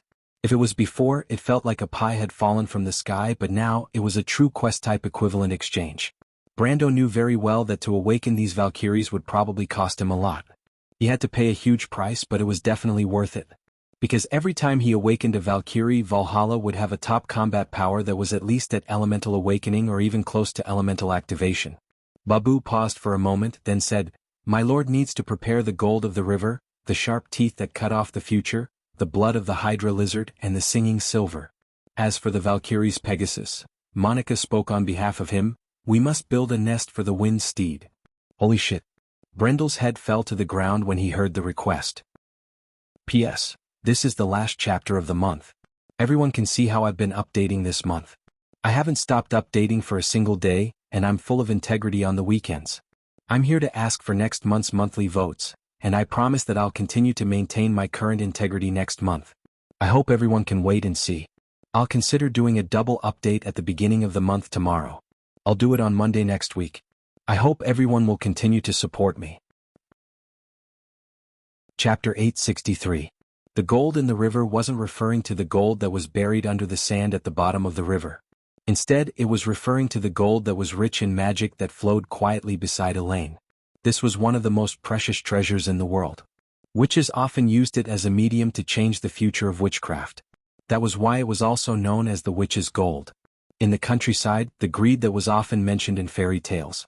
The gold that the witches worked tirelessly to collect was actually referring to the same thing. This was an extremely rare magic mineral. Just a tiny bit the size of a fingernail was worth as much as a castle. In the game, the witch's gold had another important use, which was to break the strings of fate. Simply put, this kind of gold was necessary to go from the highest stage of the elemental activation realm, the sage realm, to the realm of perfect body. It was necessary to use it as a medium to cast extraordinary spells. Before the War of the Slate Slabs, Brendel had never even heard of this legendary mineral. It was only occasionally mentioned in some books. The first time the players of Wone discovered the witch's gold was after the end of the Holy War. In the Year of Sparks, the first slate was found in the White Mountain at the border of Saint Tassel. Since then, the players began to enter the Black Forest on a large scale. This was the first time the witch's gold appeared in the player's vision. But this kind of gold was extremely rare even in the Black Forest. To put it simply, the probability of it appearing was slightly lower than the Spring of Youth. And every time a Valkyrie was resurrected, it would require a pound of the gold of the river. A full pound. Brando even had the thought of killing Babu. It would be better to just tell him that the Valkyrie could not be resurrected. In comparison, the other materials were much simpler. Cutting the future teeth was referring to Fenrir's teeth. Of course, its children were also counted. Fenrir's children were considered twilight monsters, which meant that they would only appear in the Calamity of Wolves, and it had to be a large-scale one, such as the one in the Loop of Trade Winds. And often, the appearance of Fenrir's children in the Calamity of Wolves meant the complete destruction of an area, accompanied by disaster and slaughter. Their teeth were rarely left as spoils of war. It was equivalent to being worth thousands of gold. As for the blood of the Hydra lizard, it was the best thing for him to obtain because he had the eggs of the Hydra lizard. As long as he could cultivate the Hydra lizard nest, he would naturally have as much Hydra lizard blood as he wanted. As for the singing silver, this thing only appeared in the Black Forest singing spring. Its rarity was second only to the river's gold. Fortunately, there were very few people in this world who knew how to use this magic metal. Most people treated it as a collector's item, so its price in the market was not high. Occasionally, it would even appear in auctions around Ampere Seal. Everyone could see that as long as one paid attention and was willing to spend a lot of money, it wasn't impossible to collect a silver that could sing. The Wind Steed's Lair. That's right. The Riding Wind Colt was a level 6 creature and it was one of the more precious ones. It was only occasionally caught in the wind elemental plane. As for its nest, no one had ever seen it before. He had never even seen a nest before, so how could he build it? A nest for this thing? Unless Valhalla itself could provide the lair of this thing, it was basically wishful thinking. However, he had repeatedly asked Monica, but she still did not know anything. The Light Spirit Girl still said the same thing. The knowledge she knew was limited by Valhalla. When the Valhalla Warrior Hall was built, information about the Valkyrie entered her mind. But as for she did not know anything else. However, she gave Brando a compromise and that was to buy a Riding Wind Colt. The market price for one was only 2 million tor, which was the income of the Tonagel for half a year. When Brando heard this, he wanted to shut the light spirit in the drawer, so that she would not continue to nag in his ear. He could not help but sigh deeply. Sure enough, there was no free lunch in the world. Whether it was forging the silver staircase or awakening the dormant Valkyrie, at least for now, they were all things that were out of his reach. Fortunately, when the Valhalla Warrior Hall was built, there were a few more famous Valkyries, such as Brunhilde and her 4 deputies, Skagall, Courtney, and Grey. Skagall, and Grey were all famous Valkyries in history. Other than Brunhilde, who was at the peak of elemental activation, the others were also at the peak of quasi-level 9. In terms of strength alone, they were more powerful than Brando himself. However, their combat strength was far inferior. Brando had fought with each of them in private, and he had to use 9 luminary sword art and flash strike sword art to defeat Brunhilde, who was the strongest in combat. As for the others, he could easily defeat them with just his terrifying combat experience. He even estimated that if the Planeswalker's abilities were more mature, and coupled with the Planeswalker's abilities, even if these 5 Valkyries were to fight against him, he would still be able to defeat them. If the Valkyries worked together, he would still have the strength to fight. However, Brando did not think about this. His trial battle had won him a lot of respect among the Valkyries. The Valhalla Warrior Hall's heroic spirits respected the strong, and his strength as their leader had obviously won the unanimous approval of Brunhilde and the others. Even Babu's attitude towards him had become more respectful. Unfortunately, this kind of respect did not mean anything. Babu actually told him that Brunhilde and the others could not leave Valhalla to fight because Valhalla could not afford their mana consumption. When Brando heard this, he almost fainted. It turned out that before the Dawn Sanctum was built, the Valkyries' daily activities all came from the mana reserves in Valhalla. If they patrolled and fought in Valhalla's area, then the consumption was still very low. According to Babu, there were only a few hundred to 1,000 units of mana per day, which was the mana of 10 moon crystals. However, once they left Valhalla's area, the consumption would increase exponentially. Brunhilde and the others would need to leave Valhalla for a week, and they would need to use up as much mana as Valhalla's first phase. The total amount of mana was a little more than 130,000, which made Brando's teeth ache a little. For example, the war with the Bloodstaff this time could be considered a small-scale civil war and border conflict, but it would drag on for at least a month. In a month, he would need to pay a few thousand moon crystals. Although it was not that he could not afford it, it was obviously not worth it. Moreover, if the war dragged on, the money would flow out like water. Therefore, Brando decisively let Brunhilde and the others stay. The reason why Hilda and the others stayed in Valhalla was because they were not needed in this war, and their claws were sharpest when they were hidden. On the other hand, Brendel understood that these Valkyries were mercenaries to Valhalla. Not only did they have many restrictions, they were also extremely valuable. In short, if he could not use them, then he would not use them. He sighed and could only think so. He raised his head and it was drizzling in the sky. After the moon of autumn, the weather had turned cold. The rain brought with it a bleak chill, and when it touched the skin, the chill seeped into the bones. The Chablis region was filled with rolling hills. In such a cold and humid weather, he stood at the top of a hill and looked down. In his field of vision, There seemed to be countless figures moving through the forest at the foot of the hill. Under the jagged leaves of the Erewhon oak, or under the fine leaves of the blue oak, there were many figures in gray cloaks moving forward. Not all of them hated the rain.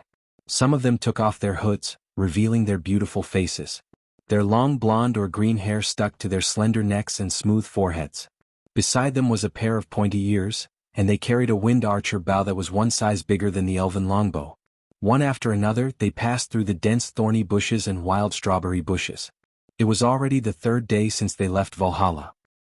In these 3 days the news on the battlefield in the Silman region was constantly passed to Kargleis through Cohen's spies, and then to him. He then categorized the information and selectively revealed a portion of it to the princess. The reason he did this was because he knew that most of the military intelligence was to be provided to Viro. Compared to the lords and generals of Lantan Island, there was no guarantee that there were no spies or spies among them. He did not want to expose his relationship with the king of Silman to avoid attracting the attention of Count Randner and the Blood Staff. Of course, the princess already knew about the existence of these Silman's bandits from the private messages he exchanged with her. It could be seen that she did not trust Cohen and the others very much. This was determined by her position. She was born in the royal family, and naturally represented the interests of the nobles. She would not have a sense of approval for a mob like Cohen who wantonly attacked the nobles' territories. In fact, Her Royal Highness had advised him more than once not to try to recruit these people because it would be extremely dangerous. It would cause great damage to his reputation among the nobles. However, Brando often did not know whether to laugh or cry at such petty advice from the princess. He naturally knew what kind of person Cohen was in history. How could he give up the opportunity to befriend such people for the sake of those pedantic nobles? Cohen was the king of Count Randner in history. He overthrew Count Randner from scratch. In the chaotic balance of power in the era of Erewhon, he obtained the recognition of all parties with his strength and became an independent king. Even before the Battle of the Oblique Forest, even Madara recognized his position. For a long time he existed as a buffer between Madara and Erewhon. After the fall of Erewhon, he assisted Ella in the battle against Madara.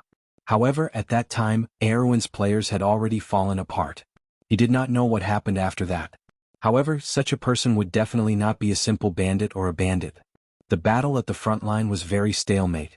After the Blood Staff defeated the White-Winged Knight Regiment in the Silman Valley, the deputy commander, Walter, had been confirmed to have died on the battlefield that night. This bad news was equivalent to announcing that the White-Winged Knight Regiment had been annihilated. It meant that the entire Grimoire's passage was now exposed to the thorns exposed by the blooming black rose of Madara. The Vermeer Legion had to be divided. The soldiers entered the northern part of the Tosankared forest to defend, but the results were minimal. After a few defeats, the remaining human troops had been forced to the southernmost part of the Manowir region. According to the news from the front line, the undead army had already passed Silafarn and was about to conquer the most prosperous area of Grimoires. Although that place was now in a state of panic as if it was the end of the world. The Grand Duke of Grimoires was sending people to the north to seek help from Karsuk. But in the eyes of outsiders, the nearest army was still in Lantan Island, which was the private army of Grand Duke Cananon. Not to mention the army of Viro and Karsuk, it was basically like distant water could not quench a nearby fire. Now, whether it was the Blood Staff or the others who were watching the war, there was no exception. Madara would definitely win this time. Even in Ampere Seal, some of the crew's envoys and the priests of the Holy Cathedral of Fire who had not yet evacuated were watching coldly. They could not help but gloat in their hearts. Erewhon's people were making the same mistake again and again, which was undoubtedly very stupid in their eyes. But in fact only a few people who were planning this war understood that an army had sneaked under the nose of the Blood Staff, and a real war was about to begin. Brando lowered his head to look at the wind archers, then turned his head to look at Quinn who was standing silently beside Medisha and Fanny. The tree elf leader had rushed over from the loop of trade winds day and night after hearing about his war plans. He stood in the rain and folded the letter in his hand, which was made from dried leaves of a huge oak tree. He smiled and said, "Thank you for bringing me a little Quinn. Help me tell Sifred that we haven't forgotten about her. Once she becomes a true priestess of the forest goddess, we'll welcome her back to help Trentheim." Quinn glanced at Brendel. "My lord. Just call me Mr. Brendel, it's more pleasing to the ears." Brendel waved his hand. "My lord, please call me Mr. Brendel." Quinn frowned. "Mr. Brando, the elders hope that you will keep your promise. We rarely come into contact with humans and the rumors about you. I naturally understand that there are some unscrupulous merchants and even nobles who have tarnished our reputation. But I'm different. The changes in the loop of trade winds are obvious to all. Brendel replied, the Grand Elder and the others should understand that humans have two natures, greed and curiosity. It is precisely because of these two natures that they have an endless drive to explore the unknown world. I'm just giving them an opportunity. It's just an opportunity, but only I know how to do it. The development of the dark forest can't take any setbacks, but once the humans have tasted the benefits, our achievements today will no longer be based on a single era. It will bring a tradition to all civilized countries, to open up the wilderness. That will be a brand new era, and civilization will no longer be like today, cowering in a corner. Quinn nodded. It was precisely because of Brando's words that the elders were convinced. Otherwise, even if the youth had ignited the fire seed of the loop of trade winds, the druids who had always been neutral would never step into the human world's strife. But now, Brando's ability proved that he was the only one who had the ability and courage to open up the borders of darkness. The druids must stand with him and support him in controlling this ancient kingdom. Brando painted a tempting picture for them, and once the scene in the picture scroll was realized, it would be the dream of the druids for generations to come. It was so grand and magnificent that Quinn could not understand why a superficial human noble, would have such ambitions. He looked at Brando and replied, I'll pass on your words to the elders. I'll leave my children in your care. Please treat them well. Brando nodded solemnly. He was not keen on war, but Erwin had to live. Sometimes people had to fight to live. Count. At this time little Pero, who had been standing aside, finally spoke. Veronica had asked them to stay in Valhalla to protect His Highness Leneret. The young men of the Folded Sword Knights had inherited the best qualities of the Imperial Army, loyalty and obedience. There was no objection at all.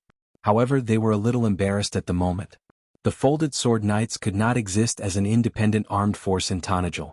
Little Pero and Brun knew this in their hearts, so nominally they were under Brando's control, but as for how to control them, it was very particular.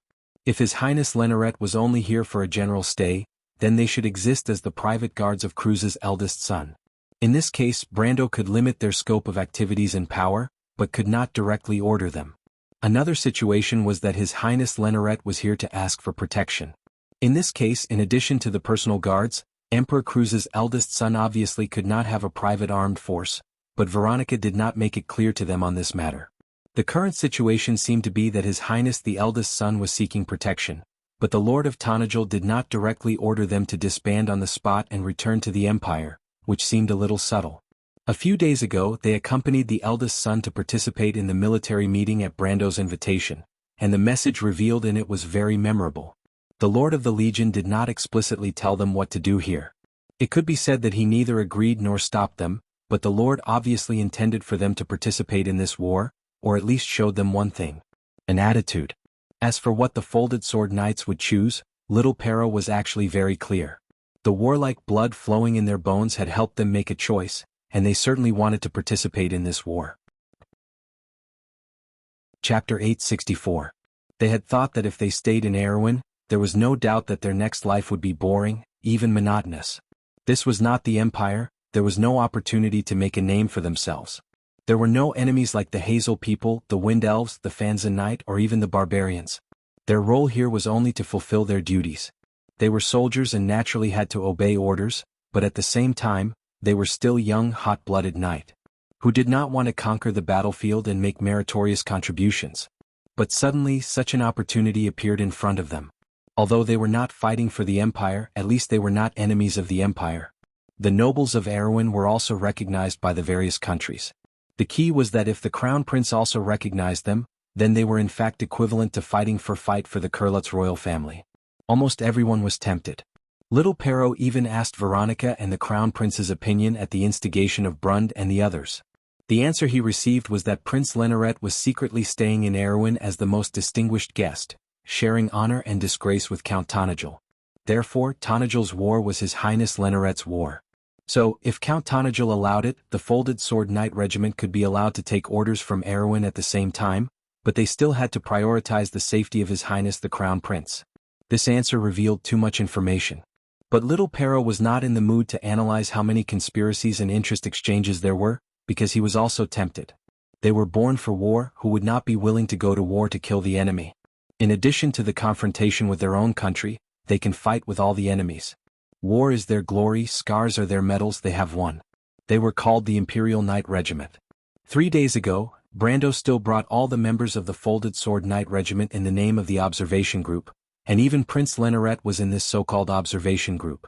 But little Pero understood that their opportunity had come. Seeing that they were getting closer to the battlefield day by day, he finally could not help but call out to the Count. Brando glanced at him and smiled in his heart, thinking that these guys couldn't hold back anymore. When he made Veronica agree to let the Folded Sword Knight Regiment stay in Erewhon, they were loyal to the eldest prince and at the same time obeyed his orders, but he played a trick and did not let Veronica directly tell the inside story to these young people. The reason was simple, he knew that with a little if he gave these young people a hint, they would definitely not be able to resist it. He knew these young war maniacs from Cruz too well. In the future, 1/3 of the Empire's generals would gather here. These people were born for war and could not bear the loneliness. These young knights have received the strictest training. They have gone through the most rigorous knight examination and combat test. It was impossible for them to come to Erewhon for a vacation.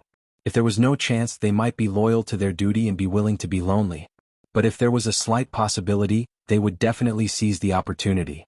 Therefore, instead of giving them orders, it was better to take the initiative to stimulate their enthusiasm. He also wanted to see how powerful these future generals of the Empire were. But even if he had such a plan in his heart, he still asked faintly, "What is it?" The rolling hills of the Slovenian area extended to the end of the Pine Mountains in the Silman area, and the eastern foot of the Chablis Mountains converged here, outlining the most rugged terrain in the northernmost section of the Grenoires Passage. This was also the easternmost part of the Tosankade Forest. In history, Iko and his fiancée Yura led the coalition forces of Lantanailan and Viro to ambush and defeat them here. Today, as if history was repeating itself, the undead army that covered the mountains and plains once again entered this area. The sky was gloomy, and the entire mountain seemed to be emitting a chill. However, for the undead, cold and heat didn't matter. The skeletons advanced along the valley, making cracking sounds. The forest seemed to be filled with gray skulls. There were also some skeleton knights in the distance. Unlike human knights, these skeletons rarely carried banners. Their pitch-black spears were their weapons. Flags.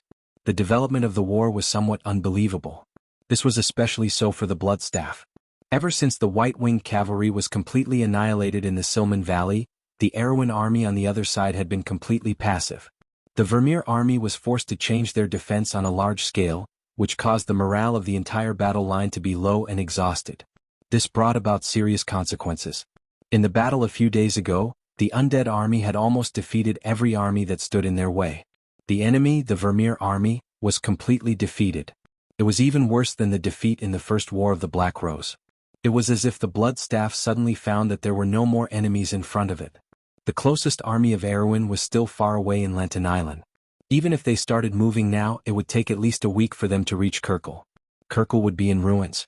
And there was still no sign of Karsuk and Viro's army.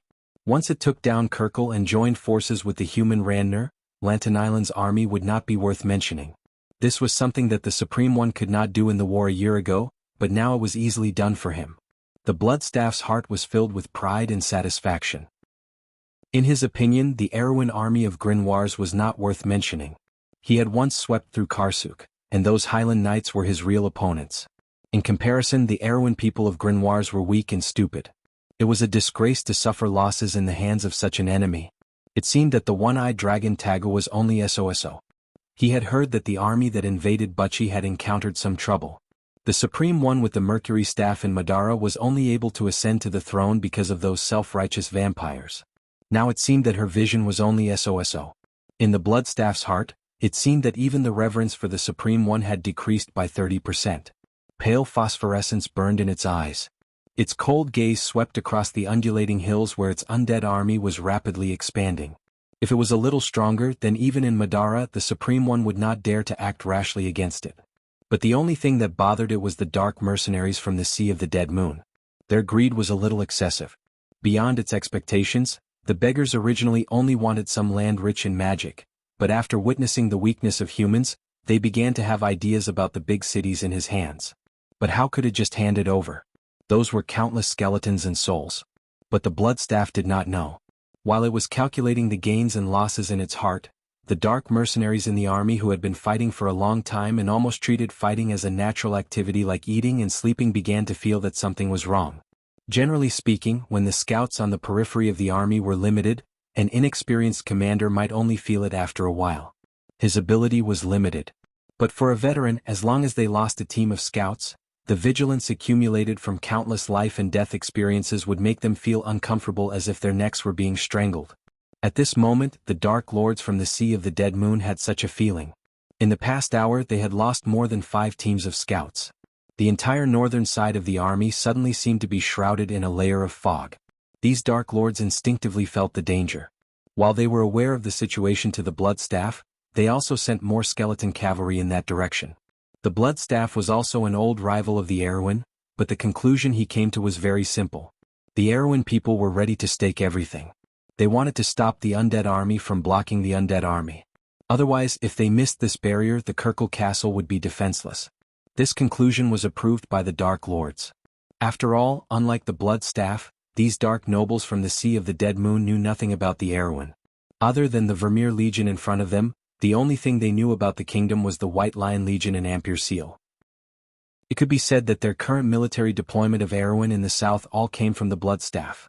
The Bloodstaff told them that there was no one left in Grimoires. They believed the existence of such an army and did not consider the existence of other ambushes. In fact, the Bloodstaff's judgment could be said to be correct. According to the information from Madara, the south of Erewhon was now a sheet of loose sand. Princess Griffine had unified the forces from Ampere Seal, Arek and Tonajal, but she only had nominal power to rally Lantanailan, Viro, Grimoires and Karsuk. Moreover, the lords of these areas had their own conflicts. Before facing a real threat, the possibility of forming an alliance was very slim. However, the Bloodstaff would never have dreamed that in the south of Erewhon, there was a knight madman called Iko. The thing he loved to do the most in life was to poke his nose into other people's business. In history, this Lich Lord had carelessly lost his life in such a reckless manner. At this moment he was still stubbornly stubborn, repeating the same mistake. Moreover, this time, not only did the madman knight Iko intend to teach him an unforgettable lesson far away in Tonajal, there was also a sinister and cunning existence that had been scheming against him since a few months ago. Iko was frowning as he stared at the map in front of him. At this moment he was not only the representative of Lantanailan, but also the commander of Duke Karnan's noble army. Of course he did not have any commanding skills. In fact, the entire battle plan was completed under the repeated modifications of Buga, Makarov, Audin, Yura, and the knight generals under Duke Viro. Of course, the Highland Knights had also been included. In the end, the Highland Knights side sent a small group of Silver Knights. There were about 400 of them. Although the number was not high, their average strength was enough to raise eyebrows. Not to mention, this group of knights was accompanied by a group of wizards of the same strength. Such a luxurious arrangement almost made everyone feel a little surprised. It had to be said that the Highland Knight had always maintained a transcendent position in Erewhon, relying on their strength that was superior to the kingdom. However, after the princess told Brando about this matter, Brando was a little amused. He knew that the Highland Knight side did not have many knight groups like this. There were only 3 of them and they were their elite troops. This time they should be the Knights of the Sacred Stone. However, it was a little strange for them to make such a statement. It did not seem to be necessary to say that they were showing off. Their current status was not something that could be achieved in a day, and their current actions seemed a little too enthusiastic no matter how one looked at it. However, in fact, since the Battle of Ampere Seal, the behavior of these knights was a little too strange. They could have not gotten involved in that muddy water at the beginning, and it would not have done them any good. If they had joined the battle just because of his grandfather's identity, Brando felt that it was a little too unreasonable. However, he could not guess the thoughts of the Highland Knight at the moment, so he did not mention anything about it in the letter. What he was concerned about was another matter. The entire battle plan was in fact written by him. It was not easy for him to persuade everyone to focus on the Bloodstaff through the princess. It had to be said that the people of Erewhon in this era seemed to have a deep-rooted prejudice against Madara. They thought that the country in the darkness was only good at small skirmishes at the borders. After the War of the Black Roses, most people thought the same way. In fact, during the war a year ago, the undead army didn't enter Awin's borders, and the flames of war only stopped at the borders. Only the Vermilion Legion, the Southern Legion, and the Highland Knights fought against Madara. Thus, in the eyes of most people, the undead army didn't even reach the borders. In the eyes of most people, including those who had fought against them, Madara was an image that could be compared to bandits and robbers.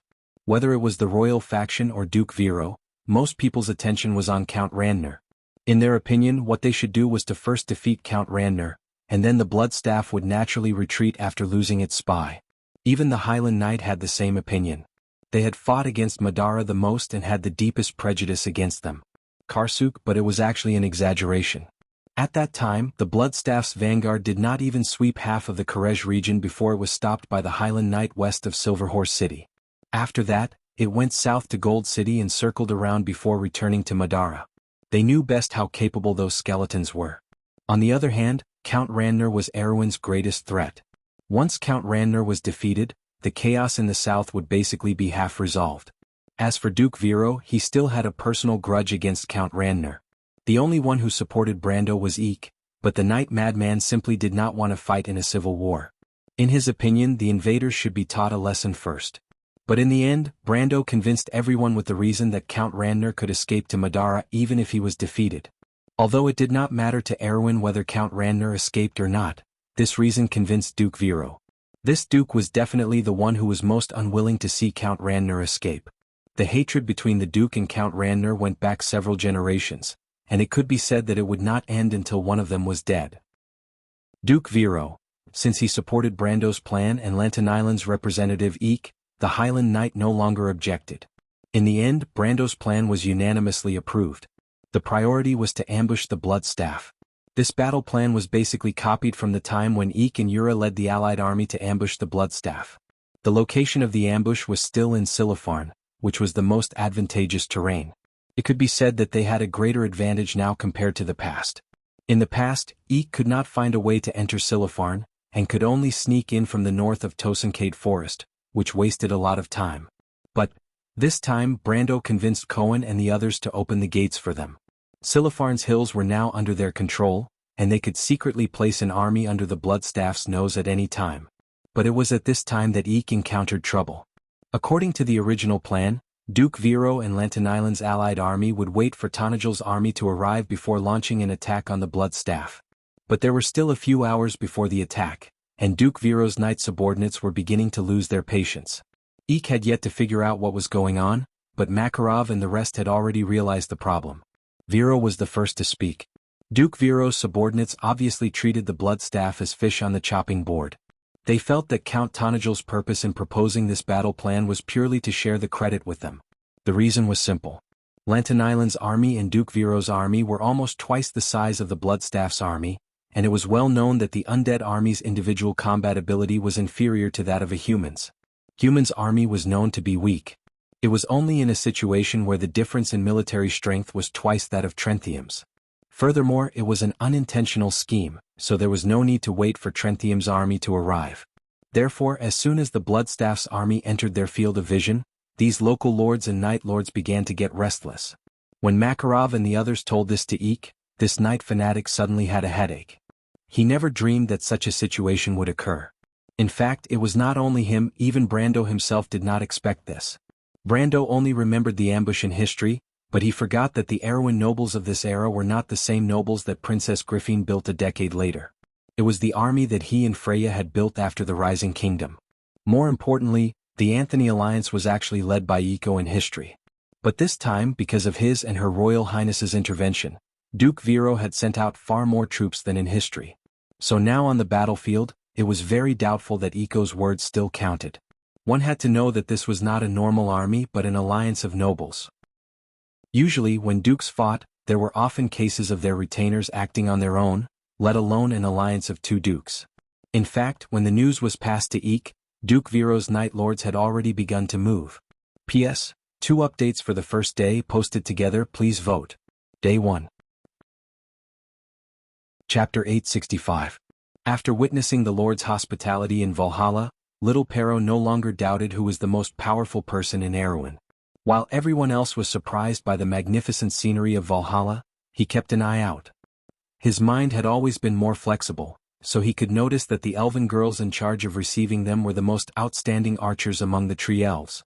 He also noticed that the officers of the White Lion Guards who came and went wore magic armor. This was definitely not the kind of power that a local noble in a small country like Erewhon should have. He thought that those who opposed the count were definitely genuine fools, especially those nobles in the north of Erewhon. They were all real good-for-nothings, a plate of loose sand not worth mentioning. This lord definitely had the ability to transform this small kingdom according to his wishes.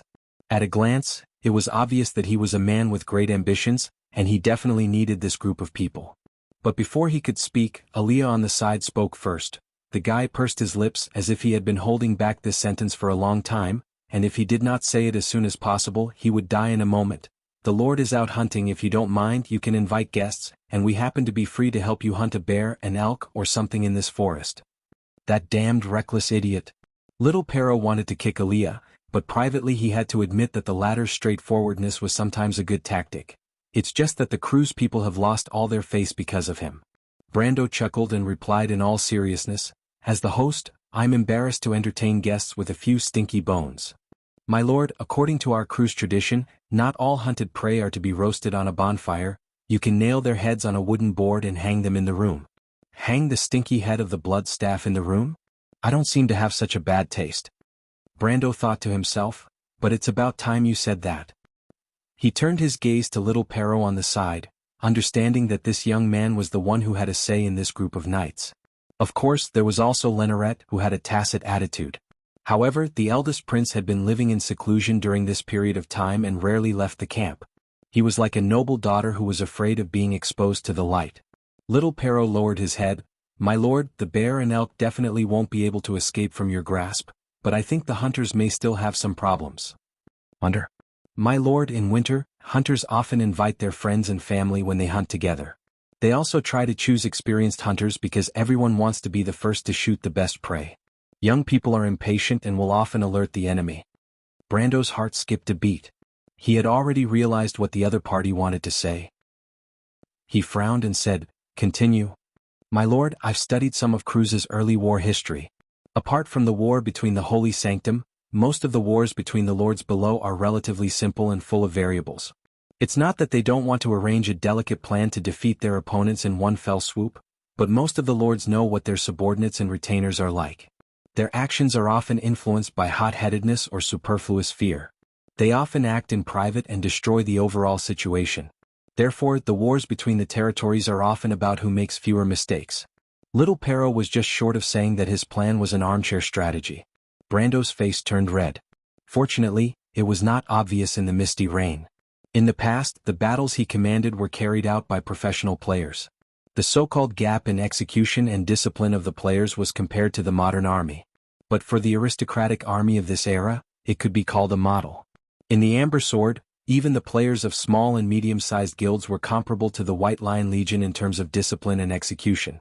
The large guilds were even more so. After all, as long as the orders were not unreasonable or restricted personal freedom, most players would not go against their own guild points.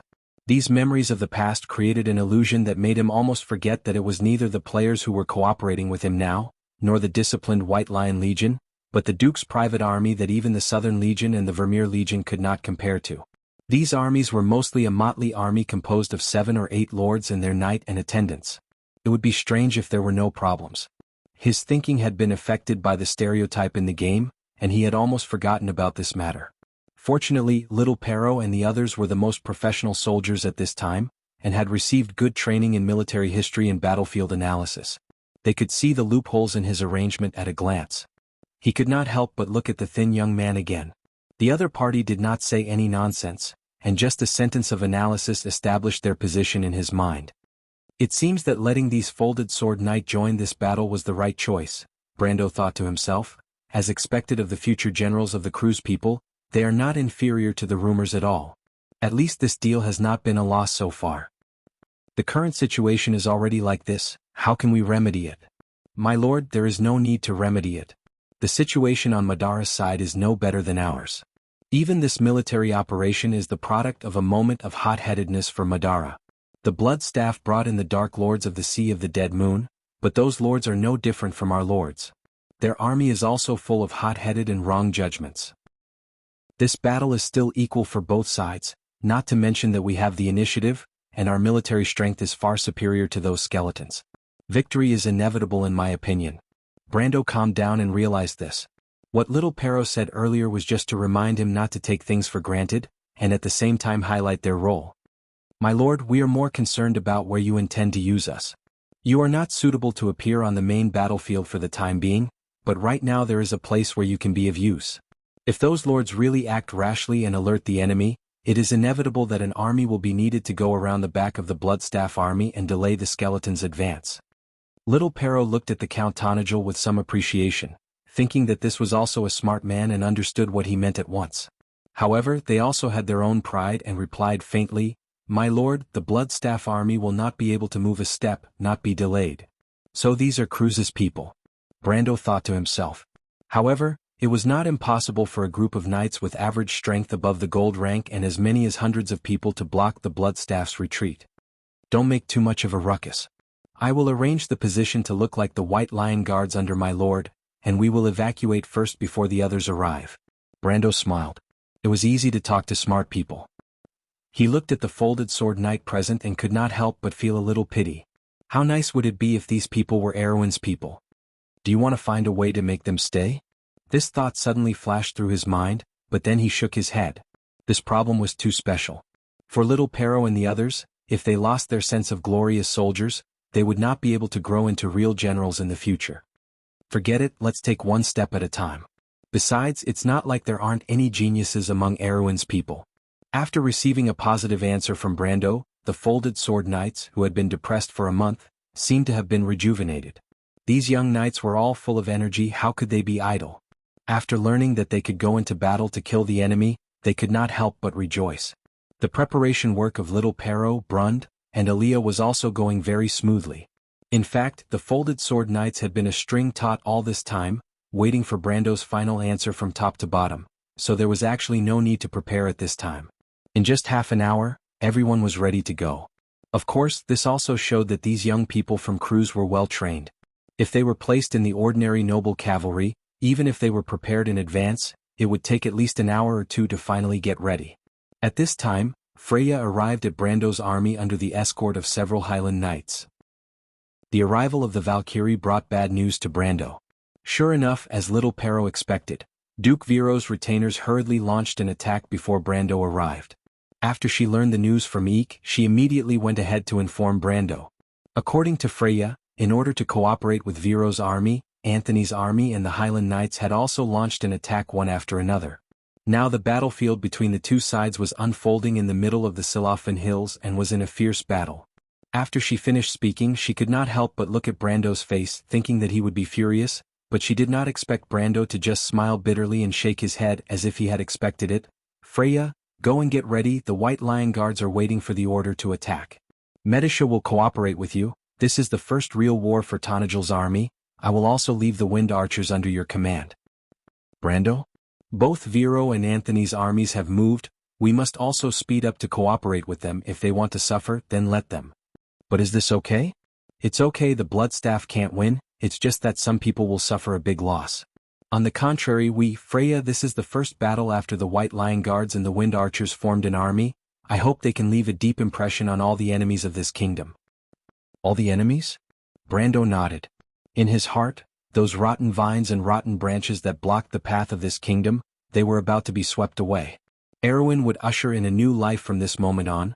The saplings planted in Tonagel were finally about to sprout and take root. This battle began on a gentle slope to the west of Silafarvan Hills. The whole slope was east-west, and there was a dense linden forest on the hillside. As early as a day ago, a noble knight from Viro had brought his attendants to this forest to ambush. This knight named Planchet was neither a confidant of Duke Viro, nor an important retainer of the Duke. Strictly speaking, he was just an insignificant person. He came from the barren territory of the Tranquil Wind Forest, a truly poor person. He only came to this muddy water for two purposes. The first was for money, and the second was to enter the eyes of the Duke. In order to realize this ambition, he sold his family's wealth and pulled up this group of people. For the first time in his life, he rode a horse, wore a set of tailor-made leather armor, painted the emblem on the shield, raised the flag and followed the army to Silafarvan, a place even poorer than his hometown. However, although Planchet was greedy for money and fame, he was not a hot-headed young man. Before he came, he had inquired clearly that this expedition was to deal with the skeletons of Madara. The legend of those skeletons could be talked about for 3 days and 3 nights. During the First War of the Black Rose, there was even an army of Madara that entered the Viro province along the Erect Mountains. Although Planchet had never seen these terrifying opponents, he had heard of their ferocity from various sources. Before he really made up his mind to go all out, this knight also thought about it again and again, but in the end, a bold plan formed in his heart. He did not know where he heard a legend, but it was said that the skeletons of Madara were controlled by liches. As long as the liches were killed, the skeletons would naturally lose their ability to fight. The liches themselves did not have much combat power, so once they were attacked from the back, they would be like fish on a chopping board. This way Planchet had a plan in his heart. He wondered why he did not hide, wait for the skeletons to pass by, and then rush out to slaughter the weak liches. In the end he could effortlessly obtain a great merit. Although this knight did not know a word in his life, he was very satisfied with his plan. He felt that he might be the kind of person who was born with the ability to command.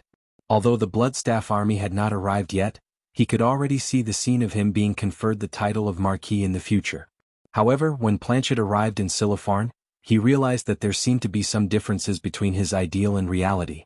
First of all, it started to rain in the hills during autumn, which brought a lot of trouble to the army stationed in the forest. Including this night, they had to march in a wet environment every day. Their feet were muddy and they felt like they had rolled in the mud every evening. But the saddest thing was that they did not even have a dry and comfortable place to sleep. Sometimes they could only wrap themselves in a cloak and sleep in the mud for the whole night. Planchet had experienced this before. In just 2 or 3 days he was complaining incessantly like the others. He almost cursed the heavens and the earth. Fortunately, half a week after the rain started, the army finally entered the designated ambush area. But unfortunately, Planchet realized that the situation in front of him was somewhat different from what he imagined. In his imagination, the so-called ambush was to hide in the valleys on both sides and wait for the Bloodstaff army to pass by. Then they would suddenly attack and cut off the skeletons from the middle. Of course, he would hide at the back and wait to kill the liches that were the easiest to deal with. But when he arrived in Silipharn, this knight realized that it was not the case at all. The entire battlefield was bigger than he imagined. At a glance, there were only undulating mountains, continuous hillsides and connected forests. He couldn't see the road at all, let alone distinguish the direction. In such a situation, Planchet felt that it would be difficult for him to even figure out the direction of Madara's army, let alone go around to the back and kill the liches. At this time, the big shots began to divide the area one by one. Then they designated the scattered knight and lord to be stationed in their own ambush area. Planchet was divided into such a linden forest. That was fine. But Planchet had always been optimistic. In such a situation he was still able to figure out the situation around him. He soon found that most of the people stationed around him were poor like him. They were ambitious and wanted to take advantage of the opportunity to make a fortune. This discovery made him feel great pressure. Before this, he always thought that he was one of a kind, or rather, a person with an adventurous spirit who dared to seize the opportunity to rise to the top. But he didn't expect that there were so many people who were as bold as him. So he immediately began to feel pressed for time. Fortunately, this morning he was received by a big shot. Of course, it was with the other knight. But this was enough to make Planchet pay attention because it was said that the big shot was an important minister of Duke Viro. Of course, the content of the meeting was probably to raise their vigilance because the Bloodstaff army had already made contact with the scouts of Viro's army early yesterday. But with his innate sensitivity, Planchet heard another meaning from the other party's words. It was a tacit agreement that they were allowed to attack without orders at the right time, and they didn't have to wait for a predetermined time to launch an attack. This was because the big shot also said that opportunities on the battlefield were fleeting, and the outstanding knight had to learn how to seize them. Of course, if Planchet had some military knowledge, he would understand that this was just nonsense. If Brando was here, he would probably sneer at the Viro nobles for being so obvious in order to gain merit. But almost everyone believed that victory was in sight, and a little indulgence didn't seem to be a bad thing. Of course, this had nothing to do with Planchet. He only felt that this was a good omen no matter what. And this good omen didn't stop. This afternoon he finally saw a small group of skeleton knight running through the linden forest. Following closely behind this skeleton cavalry was an army of skeletons. There were about a few hundred skeletons in this army, but of course, Planchet couldn't count them. He only felt that he had never seen so many undead. They were densely packed on the hillside. This must be the army of the undead. He was extremely nervous, but a thirst for merit and money calmed him down, as if overcoming his fear. He felt his heart pounding. The opportunity he had been dreaming of was right in front of him. Sure enough, after a while, he saw a group of skeletons wearing robes and holding staffs in their hands appear in his field of vision. If he was familiar with the army of Madara, he would definitely recognize that these were the skeleton wizards who cast detection spells in the vanguard and were responsible for supporting the scouts. But for Planchet they only had one identity. Necromancers. The opportunity is here. Planchet secretly said to himself. Chapter 866. Planchet did not understand that he might be able to change the outcome of a war. If he understood this, he would have felt extremely honored. Less than a quarter of an hour after the battle in Silafarvin began, Viro's Night Lords were the first to feel that something was wrong. In fact, it would be abnormal if they did not feel that something was wrong. When the knight named Planchet recklessly led his attendants out of the linden forest and charged towards a large group of skeleton mages, of course he thought they were necromancers. The battle in Silafarvin was destined to slide in a direction that they did not expect. Planchet's action was like a signal to the night boys to hurry up and fight for the credit that belonged to them. Although no one blew the horn, it was as if the horn had suddenly sounded. All the knights who were lying in ambush in that area screamed and rushed to attack Planchet. In this way, this action instantly affected the entire left wing of Viro's army. Before their commanders had time to react, they found that the front wing of the army had been completely disconnected. Everyone could not help but be stunned at that moment. In order to get rid of the troops from other areas and fight for credit, they more or less hinted to their subordinates that they could take the initiative to attack under tacit consent and did not have to wait for the predetermined time. But the problem was that it seemed to be too early. The supreme commander of Viro's army was only stunned for a moment before he could not help but curse. "Who?" he roared. "Whose subordinate is that?" Everyone around him was silent at this moment because Planchet had indeed chosen a good time. So good that even the Bloodstaff's army had not really entered the encirclement of Viro's army.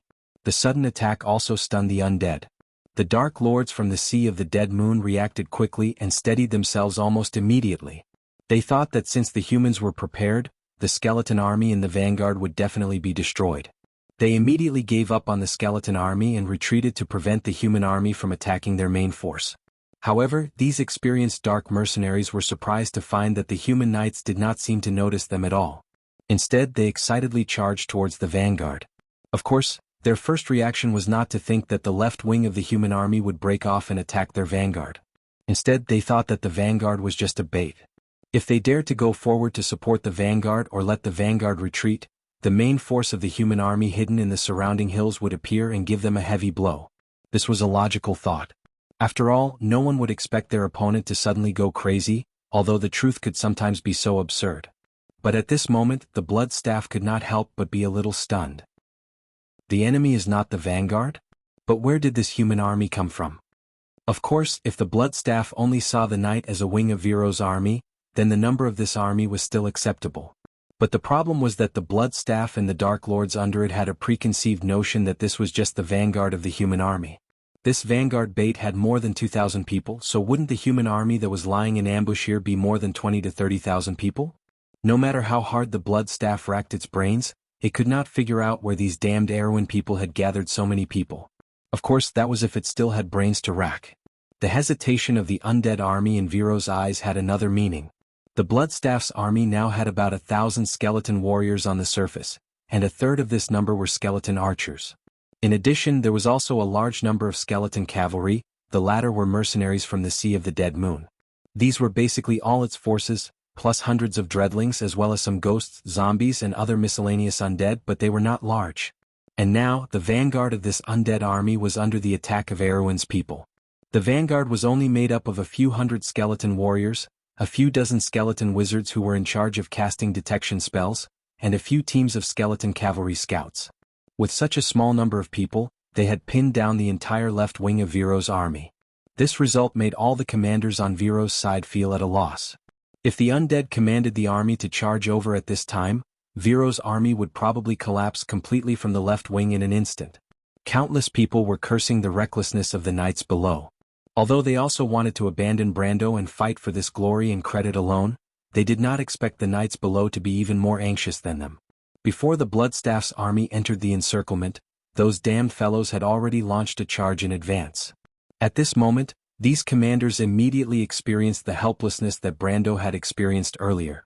However, just when they thought that this time they were bound to fail miserably, Madara showed a very cautious attitude.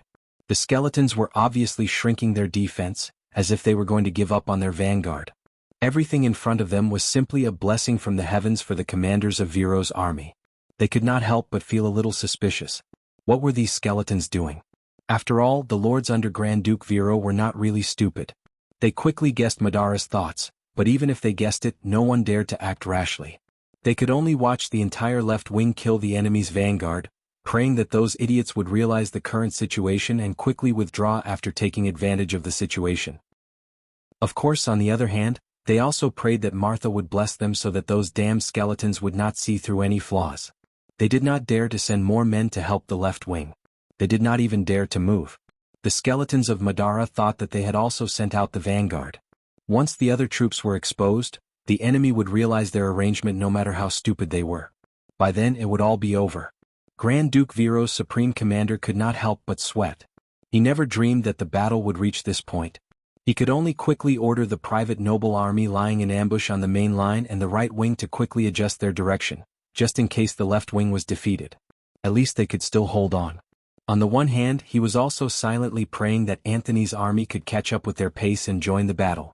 Madara had nearly 10,000 troops, while Viro and Anthony's coalition had a total of 15,000 men. If Anthony's army could join the battle in time, the situation would not be as dangerous as it was now. But what made him feel bitter was that it was precisely because they had previously abandoned Anthony and Tanajal's army and acted on their own that they were now in such a dilemma. At this moment, His Excellency could not help but feel that they had brought this upon themselves. So at this moment, there was a strange balance on the battlefield. Both sides of the battle were praying for a miracle. Viro's side hoped that Madara would not be so quick to see through their low-level mistakes, while Bloodstaff was anxious to find out who was ambushing them and how many human troops were in front of them. According to the judgment of the Dark Lords, there was at least an army of more than 20,000 men in front of them. If this judgment was true, Bloodstaff could only pray for a miracle so that his army could escape from this hill. At this moment he actually had a kind of understanding in his heart. The army in front of him was probably from Viro or Anthony. However, what happened next left everyone dumbstruck. The knight's charge was in progress. The meadow on the hillside was like a light blue wave. This wave was moving forward. The most glorious moment of Planchet's life was probably at this moment. He was riding on a horse, holding a shield high and a long spear in his hand. Although he was staggering all the way and his horsemanship was almost unsightly, in any case he was the one who led the army to launch the attack. With thousands of men and horses following behind him, he was like the tip of the sharp spear. At this moment he finally understood what the knight's so-called glory was all about. This was glory. He could not help but shout, as if his voice alone could make these liches in front of him to disarm and surrender. He felt that he was in the limelight at this moment, and he must have entered the eyes of those important people. He was the first knight to launch an attack, and he was about to bring a glorious victory to Viro. This time he would definitely become an important minister by the Grand Duke's side. Of course, Planchet would never have dreamed that the real important minister by Grand Duke Viro's side, the supreme commander of Viro's army, would definitely cut him into pieces if possible. However, Planchet was unaware of this. He was still immersed in the romance of the night. He suddenly felt that he had lived the first half of his life in vain, and this moment was the life he really wanted. For this moment he felt that even if he died right away it would be worth it. Perhaps Martha felt his desire and was willing to give him a push from behind to help him achieve his ultimate goal in life. All in all, in the eyes of Master Planchet, the liches were like fish on the chopping board. They shouldn't be able to put up any resistance at all. As long as he slaughtered his way into their midst, these damned skeletons would turn into ashes like clay chickens and pottery dogs. If it were a human army, perhaps they would have been scared witless and pissed their pants by now. However, contrary to Planchet's expectations, the skeletons immediately raised their staffs. At that moment he felt that he might have been deceived. Another of Master Planchet's dreams was to become a wizard, having heard the bards speak of their prowess in the bars. Until the last moment of his life, he finally witnessed the beauty of magic with his own eyes. In fact, it was not that beautiful. The skeleton mage pointed at him from afar. Planchet barely had any time to react. Half of his body swelled up and exploded into a cloud of blood mist with a bang. This death was not a perfect ending for the knight, but for the others, it was just the beginning of the horror. This shocking way of dying stunned all the attendants who followed Planchet. A living person exploded into a pile of minced meat right in front of them, and the blood and organs splattered all over the people behind them. Even a real professional soldier might not be able to withstand such a shock, let alone these so-called nobles who were temporarily pulled up by the so-called nobles. Thus, it was only natural that these attendants would break down at the first moment. Their minds were in a mess. The only thought they could think of was to turn around and run. Then they collided with the knight behind them. The center of the battlefield was suddenly in chaos. Then, the skeleton mage's black magic exploded in the human army one after another. Most of the knights were at Planchet's level. They had long heard from various sources that the undead were just SOSO. As long as they could overcome their fear, the undead were not even as good as human soldiers. It seemed to be true. In fact, many people set foot on the battlefield with this mentality, but the problem was that they soon found the gap between their ideals and reality. They realized that overcoming their fear did not seem to be an easy task. Even the leading knight was scared out of his wits, let alone the attendants behind him. The braver ones simply pulled the reins of their war horses and went around the two sides of Madara's vanguard. Some of these people were lucky enough to survive. The less courageous ones turned around in a flurry, and most of them collided with their own men. One must know that the battlefield had a certain slope, and the result of such collisions could be imagined. A large number of knights were thrown off their war horses and fell to the ground. Then their comrades who were not good at riding trampled over them. It was a horrible sight to behold. There were also some who were completely terrified and directly charged into the army of skeletons. However, the problem was that there were too few of them. The small number of skeletons that charged into the army of skeletons were impaled on the spears and used as an example to others. Just like that. In less than 10 minutes, the entire left wing of Viro's army was completely defeated by the undead, who were less than a quarter of their number. Or rather, they were completely defeated by themselves. Of course, this was not because the quality of Viro's private army was really bad. On the one hand, it was because their commander made a mistake. He was afraid that the knights from all over the country would drag the duke's private army down, so he gathered them all on the left wing. Of course, his original intention was that the left wing seemed to be easier to fight because of the terrain. But he never dreamed that these damn guys would be so undisciplined and rush out on their own. Not only did they rush out, but they also inexplicably collapsed. Of course, this was also because most of the local armies in Viro had never fought against Madara before. It was just like how the Vermeer army was defeated by the undead army in the First War of the Black Roses. That was not a reflection of their true fighting strength, but the natural fear of the undead that the humans had towards them. But in any case, the current result was a death sentence for the supreme commander of Viro's side. No matter how weak their left flank was, the destruction of the entire left flank, exposing one side of their army to the enemy's attacks, had already announced the final outcome of this war. The important minister of Duke Viro stood there in a daze, his forehead full of cold sweat. At this time, on Madara's side, whether it was the Blood Staff or the Dark Lords under him, they were also stunned. A moment ago they were still praying that they could escape from this ambush, but what happened next was like a clumsy comedy that inexplicably played out in front of them. The vanguard of the human army that took the initiative, came prepared and had several times more numbers than them, but it was actually defeated just like that. What kind of show was this? The Dark Lords under the Blood Staff looked at each other. They came from the cruel battlefield at the border of the Sea of the Dead Moon, and both sides of the war were veterans who had been on the battlefield for a long time. Few people on the battlefield would make such a low-level mistake. When they saw this scene, according to their instincts, the first thing that came to their mind was not that the humans opposite them were joking, but that this was not a terrible trap. Imagine a trap that required the sacrifice of 1,000 or 2,000 of their own people. The ultimate goal must be to wipe them all out. If these Dark Lords could still sweat, they must be drenched in cold sweat like the supreme commander of Viro. But among everyone, only the Blood Staff reacted first. It had interacted with these Erwin the most and knew some of their natures very well. It almost immediately realized that there was a problem. Of course, it was always cautious and did not immediately rescue its vanguard.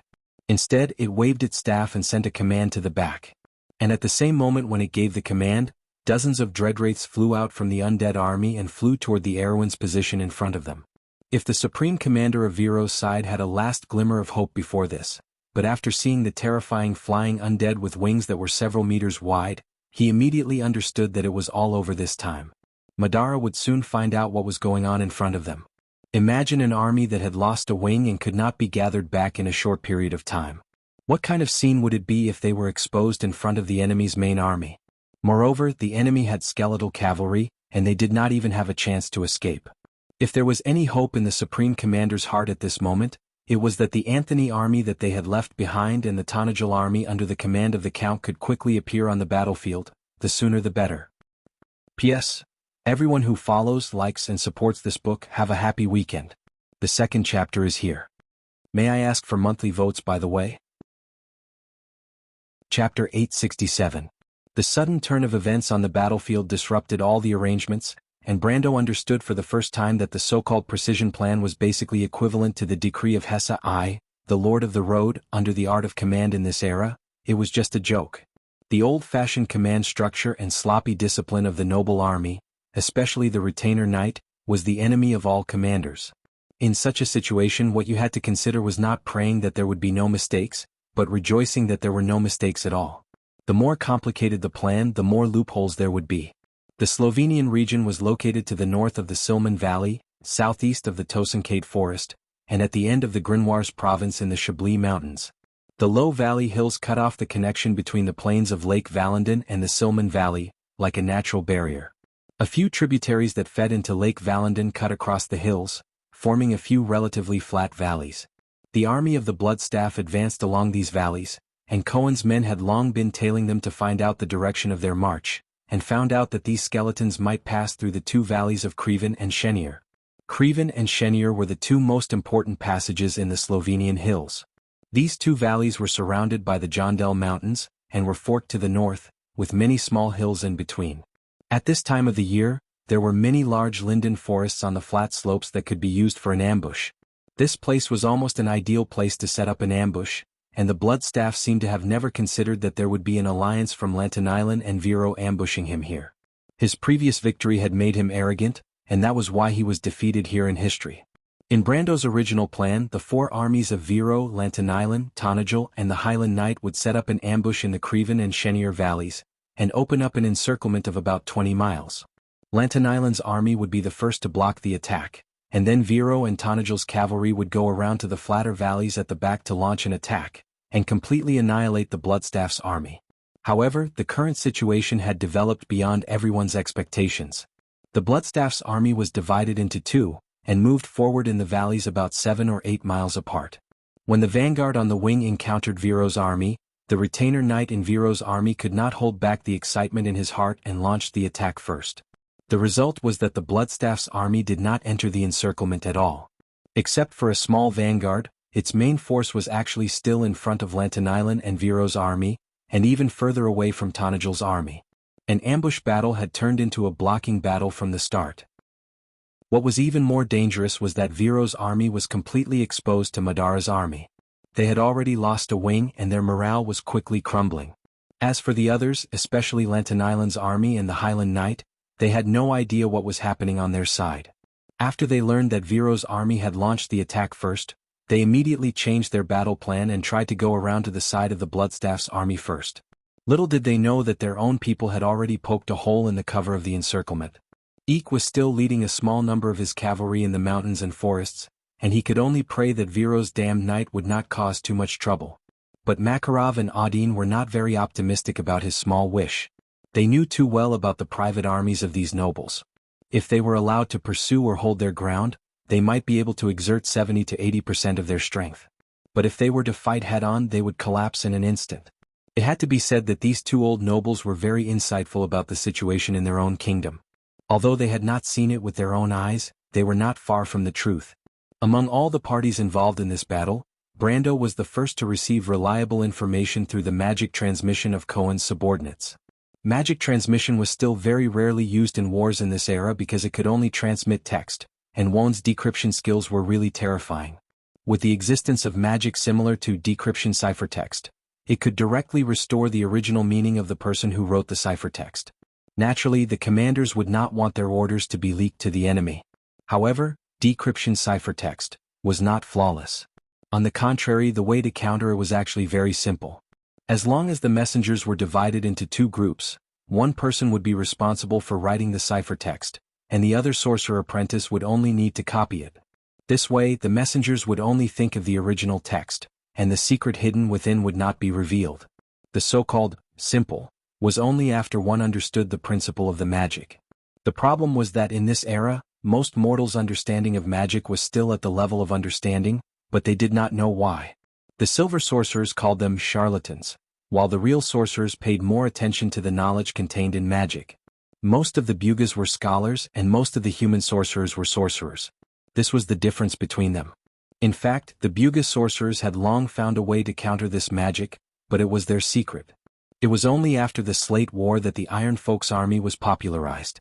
However, Erwin now had Brando as an outsider, so the so-called barrier of knowledge had become non-existent. He directly plagiarized the sorcerer's method. However, this method did not require much technical content, and it was very simple to spread. Once the magic communication was popularized, countries with strong military power and a large army like Madara and Cruz would benefit far more than Erwin. Therefore, Brando had never used this technology publicly in the army, and often only used it in some intelligence exchanges with his confidants. Unless he was sure that Erwin could gain enough benefits to offset the impact of using it in a large-scale war, he would never easily spread this secret for the Bugas. In fact, Brando already had a plan in mind, but the war with the Bloodstaff was not that serious. He put away Karglai's magic letter in the drizzle. Madara's defeat of Viro's Old Knight army was not unexpected, but Viro's commander dared to gather the retainer knights from the lower territories and put them on the left flank. Such boldness made him a little speechless. I don't know if this is overconfidence, or the so-called self-cultivation of an actor. Brando thought to himself. If those things were given to him, he would rather send them to Madara to fight against him than command them. The reason why he used things to describe the retainer knights was because Brando had a deep impression of the so-called army made up of small landlords, broken knights, and opportunists. In history they had buried the nobles in the north just like today's stupidity. But I'm afraid that the commander is in a dilemma. At least in name, these knights are still the vassals of the Grand Duke of Viro. If they are willing to wave the flag and shout for their master, it is an act of loyalty and righteousness. If the Grand Duke of Viro dares to not accept it, his prestige will be gone. Brando knew that the rules of the game of these old nobles were the cornerstones of this era. Knight and lord were the cornerstones of this era. But unfortunately, these cornerstones had begun to shake from the bottom. Lords, your era is over. At this time he still had the leisure to think of a famous bard's poem in the game. Brando felt a little relieved in his heart. Fortunately, Madara had defeated the Grand Duke of Viro. What he was most afraid of was the Grand Duke of Viro's army attacking first and alerting the Bloodstaff beforehand. This Dark Lord, who was known for his vigilance, would turn his army around and retreat to Silman. If that was the case, things would become troublesome because Randner was still in Erwin's territory. They were ambushing the Bloodstaff now to take advantage of the time difference. If the Bloodstaff was defeated in the ambush, Randner would lose his foreign aid and retreat to Madara, and his morale would naturally collapse. But if the Bloodstaff was curled up in Silman and gave Randner a chance to break out in this direction, then the three armies of Tonajul, Viro, and Anthony would not be able to hold on for long in this hilly area in the middle of nowhere. If Randner and the Bloodstaff were to join forces, then the chaos in the south would not end until Randner and the Bloodstaff joined forces. But what surprised Brando was that he had guessed that Viro's retainer knight army was terrible, but he did not expect them to be this terrible. When Karglai's letter said that Viro's left wing was defeated by hundreds of skeletons, he almost thought that it was a joke. But Karglai's would not joke with him at this time, so Viro's army was really defeated like a miracle. It was just a miraculous stupidity. He flicked the letter and walked to the side, grabbed the saddle and got on his horse. The army was moving out in the rain and everyone was getting on their horses. Farther away, the young wizards of Tonajul were gathering under the leadership of the Shire. The wizards climbed onto the phantom stallions summoned by magic, wore the same silver-gray robes and hoods, and turned their gazes towards the direction of the army. Among them were the warlocks from the mercenaries, the youths who had just completed their apprenticeship in Valhalla and Abi's castle, a small group of druids brought by Quinn, and lastly, a few female wizards.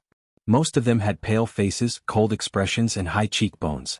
They were witches from all over the world, and they were persuaded by Babasha and two other witches to join Brando, or rather, the future Dark Dragon.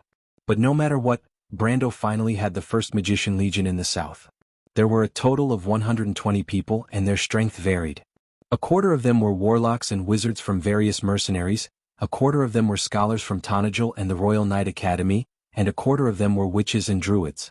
This Magician Legion was like a group of beggars in the eyes of a regular army, but it was unprecedented in the south. The leader of the Magician Legion was naturally the Shire, but the deputy leader was Amandina. Ever since Seeker of Wonders saw her talent and took her in as an apprentice, she began to systematically learn magic knowledge. Even though she was still an apprentice, her attainments in magicite technology were far beyond the reach of most people. Brando knew the future of the Magician Legion, so it was natural for Amandina to be in this position. Then there were the Wind Archers. This was a legendary army born from the Silver Elves' Forest Legion, the Princess Guards.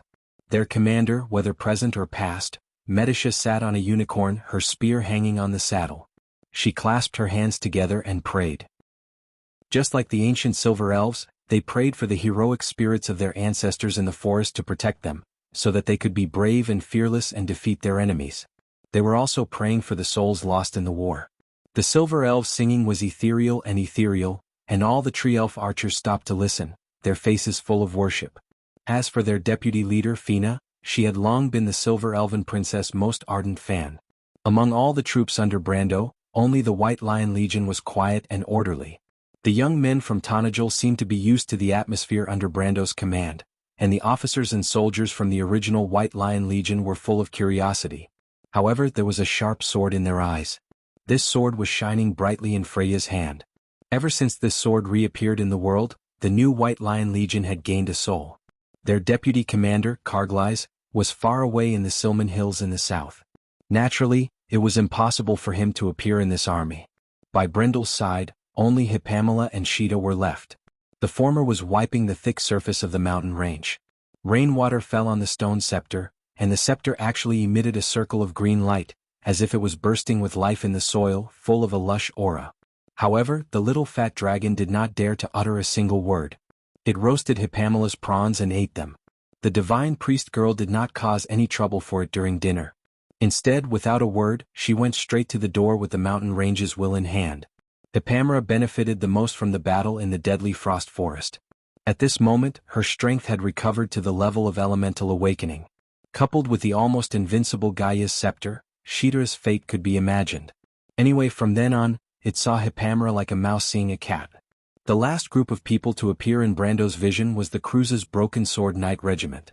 These proud knights rode past the bottom of the hill one by one, raising their swords to signal him. Although there were not many of them, only a few people understood the horror of this knight regiment. Little Pero was still wearing his thick cloak with his crossbow inserted under it. He raised his head and looked at Brando. "My lord, is the news reliable?" "It's reliable without a doubt," Brando replied. Little Pero showed a slightly surprised look. In this era, it was very difficult to tail and investigate the undead army. This difficulty mainly stemmed from two aspects. On the one hand, before this, the Black Rose of the Roman II rarely appeared in the eyes of the world. Even in the eyes of Erewhon, the Dark Kingdom was a broken and weak country. Less than 10 years before the First War of the Black Rose, the lords of Karsuk often led their troops into Madara's territory to plunder in revenge. Although the undead of that era were terrifying, the Dark Lords were like a plate of loose sand. They could not wait to see their colleagues attacked by humans so that they could take the opportunity to annex them. In that era, it was almost impossible for a lord of Madara to fight against the strength of a kingdom of Erewhon. Therefore, except for those civilians who were harmed by the undead in the border areas, in the mindset of the nobles of Erewhon, Madara was a weak, bandit country. They did not understand anything about this country, and disdained to understand it. The War of the Black Rose was a terrible nightmare for the entire kingdom of Erewhon. In fact, until now the nobles still did not know how they lost. The previous defeat of Viro's army against the Bloodstaff was enough to explain everything. Therefore, this was a country that they knew nothing about. It was a mystery in itself. On the other hand, the huge difference between the undead and the living made it very difficult for human scouts to get close to the undead army. This problem was the most difficult problem to solve until Madara and Saint Tassol fought. Although Madara did not border the Cruz Empire on land, Little Pero and the rest of the academicians were still very clear about this. They were also very skeptical about Brando's words. Brando's confidence came from his knowledge that transcended the era. In the future, the Wind Elves had many ways to deal with these skeletons, and Karglais was taught by him personally. It was not difficult for him to bypass the Bloodstaff's army. When he was in Buchi, he personally led the refugees to escape from under the nose of Madara, and Karglais only led a few scouts to follow behind the army. This was even simpler. Needless to say, Madara in this era did not understand that there were so many loopholes in their investigative methods. Little Pero saluted the lord from afar, since my lord is sure that the blood staff will not retreat for a while, then wait for our good news." Brando nodded, and the young men of the Folded Sword Knight Regiment pulled up the hoods of their cloaks under his gaze, turned around and left towards the south. In just a moment, only the shadows of fluttering cloaks were left in the curtain of rain. At this time, Freya had already arrived at the front of the White Lion Guards. "Brando," she shouted, "Eco has contacted us." "Then let's go." Brando stood in the rain and replied in high spirits, "Let the Knight of Viro understand that the times have abandoned them. Welcome to the future, this new era." Freya was slightly startled. The Shire whistled and laughed. "Let's go, Freya. The Lord means that although they are useless teammates, we still have to save them." Chapter 868. The knight and his squires were fleeing under the forest. To these Viro soldiers who had never seen the world, such a scene was like the end of the world descending on everyone. It made them feel a deep fear from the bottom of their hearts, as though the fear spirit was pouncing on them. They were alone and helpless, about to die without a burial ground in the next moment. The private soldiers were scared out of their wits and had no courage to resist. They could only throw down their weapons, scream and flee in all directions. In the blink of an eye they completely collapsed. The sharp claws of the Dreadwraith were like hooks hanging in the air. They swept over the heads of these soldiers and swept the knight on horseback, pulling him off his horse. The knight screamed in agony. With a crash, the lower half of his body was pulled out along with his intestines and spine. The bloody lower half of his body flew into the air and fell down. Pieces of his organs and smelly blood splattered all over the ground. The Dreadwraith let out another ear-piercing scream and flew out of the forest again. Count Jacques, the supreme commander of Viro's army, watched this scene with a pale face.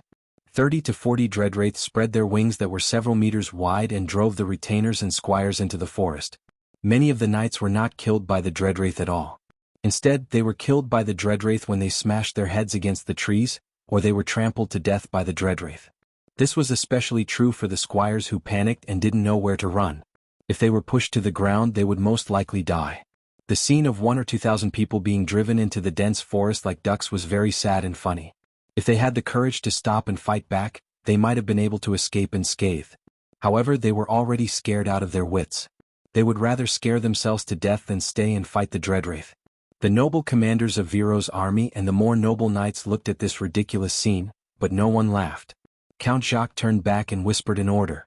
Many priests in red robes and pointed hats walked out of the forest.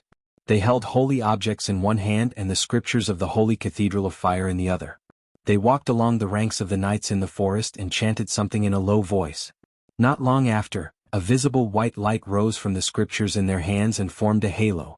This halo gradually enveloped the entire army. Count Jacques felt as if a warm power had been injected into his heart. This power didn't bring him any practical benefits, but it had a surprisingly soothing power that made him calm down for the time being. This was the blessing of courage. The restless nobles' private army in the forest also quieted down slightly under the chanting of the priests of the Holy Cathedral of Fire. It's the halo of fear.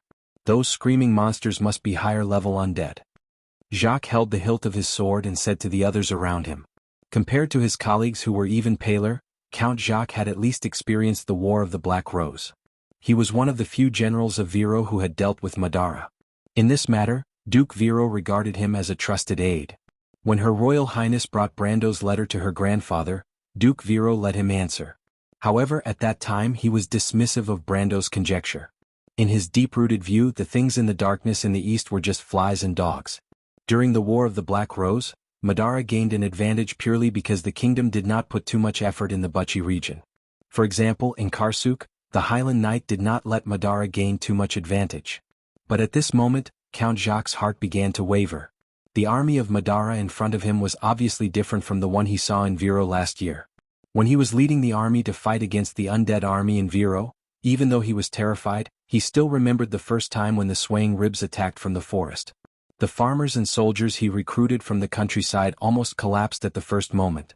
Fortunately, his trusted knights were able to hold their ground, and after a series of attacks, they realized that the Madara skeletons were only SOSO. The only thing that could threaten them was the liches, but their fighting strength was only on par with the knights under the Lord's command. Of course, Count Jacques did not know that it was Frostclaw's army that invaded Viro.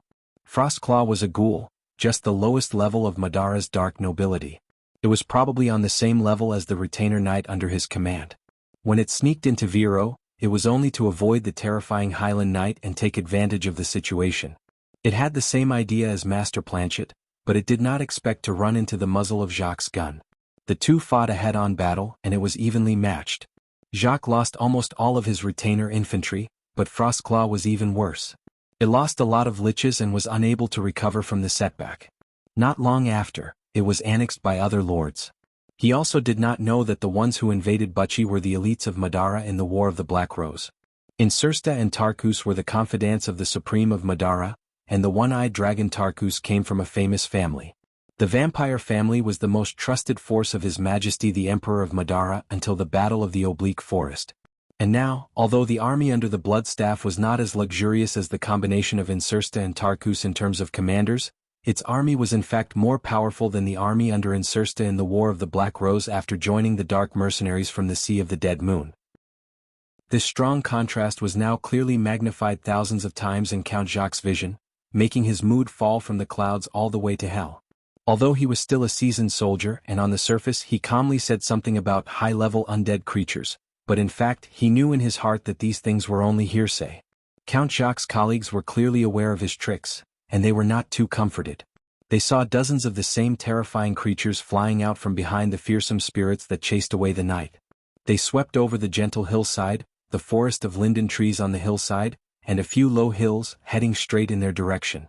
Although there was still a considerable distance between them and the fearsome spirits, they were still frightened and panicked. They were at the top of the hill facing the Churney Valley, and on the other side of the valley opposite the left wing, they were about a few miles away from the fleeing retainers and knights. On the right side, in the dense coniferous forest, elite heavy infantry were lying in ambush, protecting the crossbowmen in the center. This was originally a very beautiful blocking position. Relying on the cavalry on the left wing, they could effectively contain the undead army of Madara in this open valley of 10 to 20 miles, buying time for the Tanajal and the Lantern Islands. But now the problem was that they had lost the ability to contain the enemy.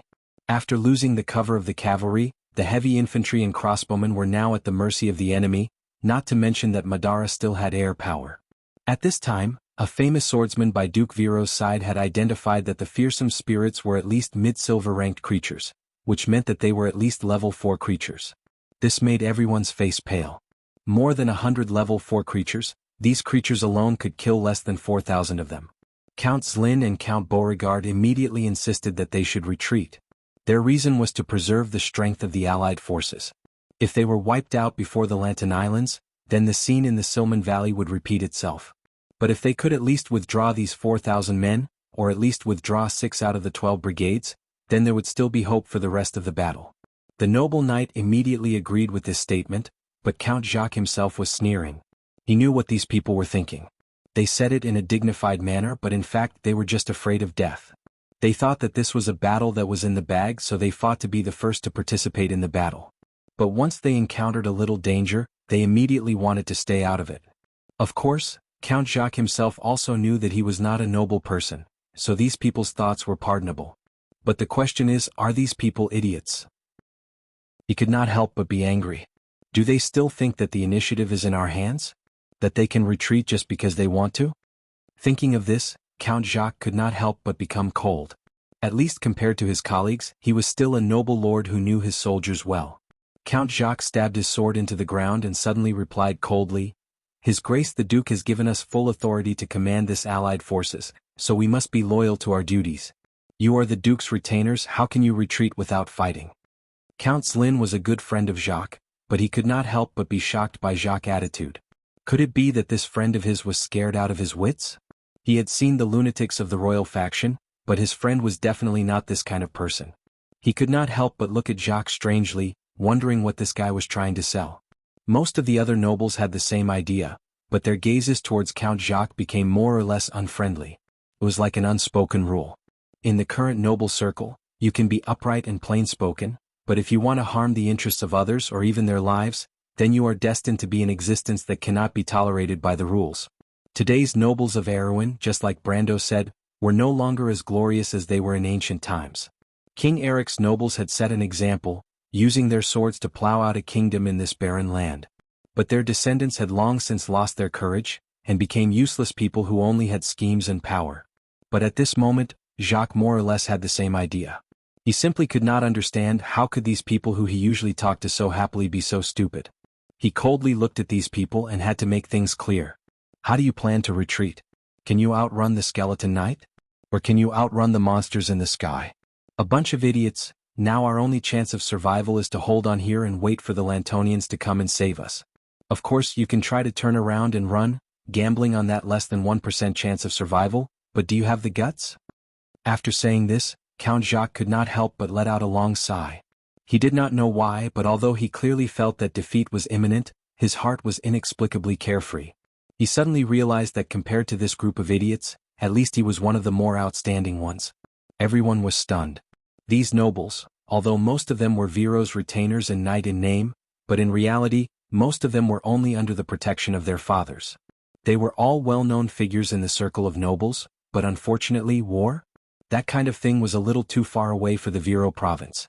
In their eyes, the most recent war was probably the dispute between Duke Viro and Count Randner. In Brando's eyes, it was not even considered a border conflict, and the scale was comparable to a village brawl. These nobles had forcibly created a few so-called famous generals. Once upon a time, Count Jacques himself was one of them, but now he could only feel his face turning red. After a while, most of these nobles confirmed Count Jacques' words from their friends or subordinates, and suddenly they were like frosted eggplants, listless. There were also a few who were so stupid that they even opened their mouths and asked if they could surrender to Madara.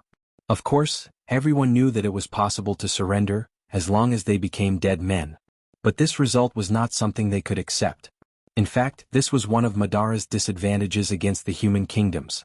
Normally, when a human kingdom clashed with a human kingdom, or even any other civilized kingdom, surrendering and ransoming nobles were very common. Nobles who were captured would be treated with dignity and wait for their families to pay a price to ransom them. Then they would return to their kingdom with dignity, and they would be treated like heroes. This was common knowledge among nobles in wars. But Madara was a kingdom that did not accept living beings. Being defeated by Madara was equivalent to being killed. So in a battle against Madara, even the most cowardly army would not choose to surrender, and would often fight to the death. And now Count Jacques was left with such a choice. If he did not stay and fight, he would only be killed. There was no other way. What if the Lantan Islands don't come? They know that we have been defeated, and I think it's unlikely that they will come to die. One of the nobles could not help but ask. How dare they not come? Replied the Count of Beauregard in a fit of anger. But after saying this, he opened his mouth and suddenly did not continue. The people present seemed to have suddenly remembered that they changed the battle plan without permission, or else they would not have fallen into such a situation. And now, not only did the Lantan Islands have a reason not to come, they could even scold them for their stupidity behind their backs. Of course, in the eyes of these nobles, this was definitely not because they had made a mistake, but because the Lantan Islands were so narrow-minded.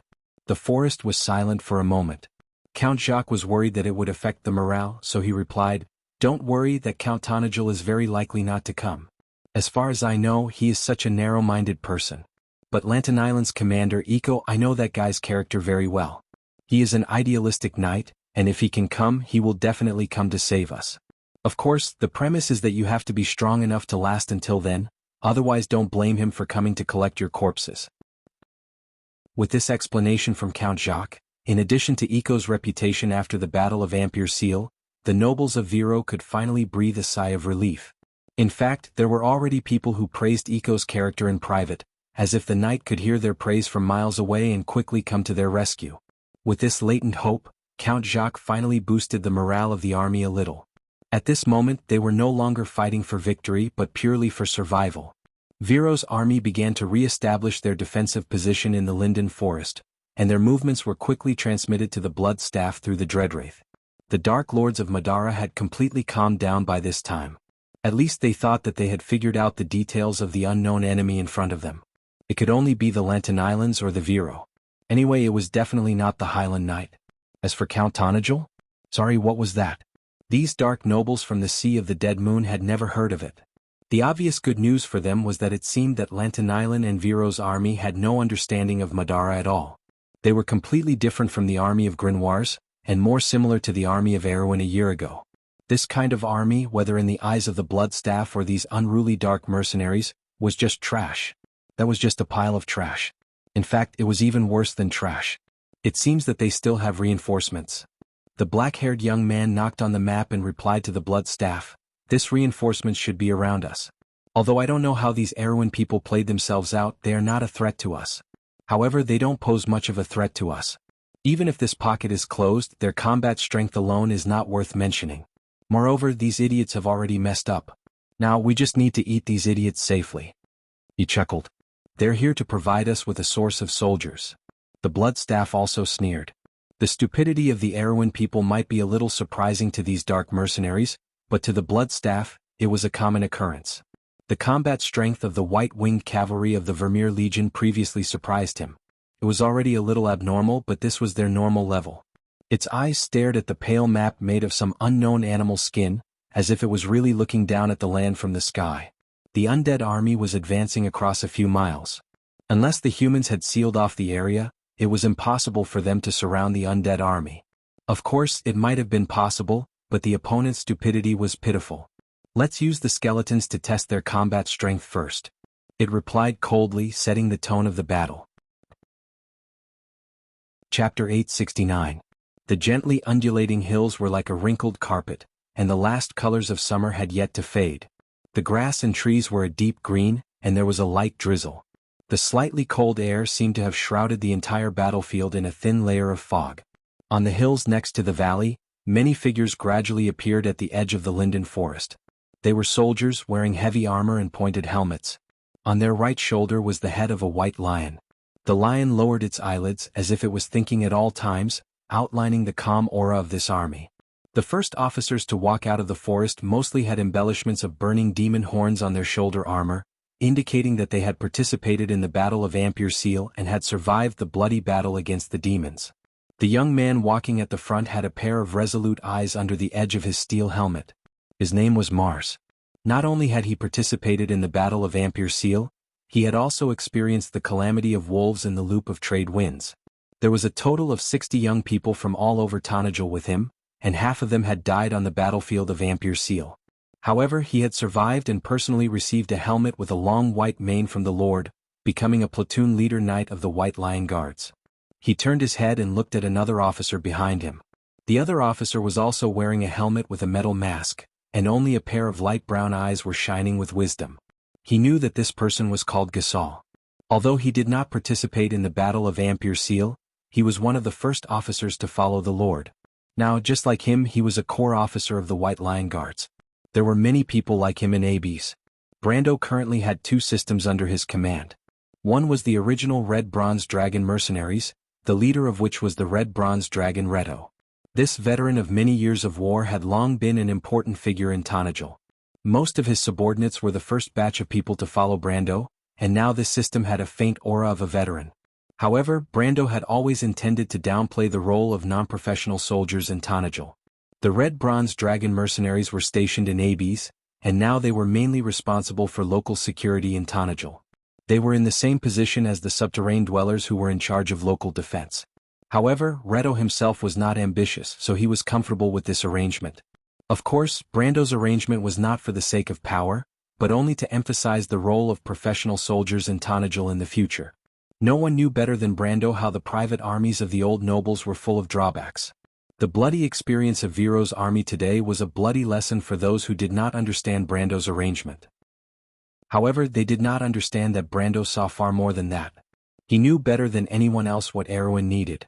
Brando's other system was the newly formed White Lion Legion and the Wind Archer Legion. This system was the future blood of Tanajul, but he did not stop his old subordinates from joining in. Many people could see that this was the true core of Brando's future. Those who were optimistic about the future of the White Lion Legion, including the mercenary commanders who were originally by Brando's side. Other than Cornelius, who was now working in the logistics department, Yuta and Rabin took the initiative to join the White Lion Legion and became the knight commanders of the 3rd and 4th platoons. These people, along with the locals of Tanajul and the youths of the royal faction who were transferred from the White Lion Legion, had become the 3 main factions in the new White Lion Legion.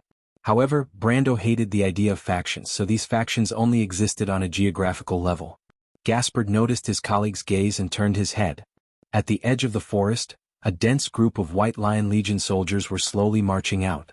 The youths had already unsheathed their swords, and the White Lion Legion's heavy swords glinted faintly in the misty rain. The flag-bearers had yet to raise their flags, so it was impossible to see their formation. However, in the distance there were a few figures standing on horseback. "Are you nervous?" In such cold weather, Brando's breath was almost white. However, with his strength, he naturally did not need to wear a metal mask or heavy armor. He only wore a gray breastplate over his shirt, and the belt under the breastplate was tightly buckled to his waist.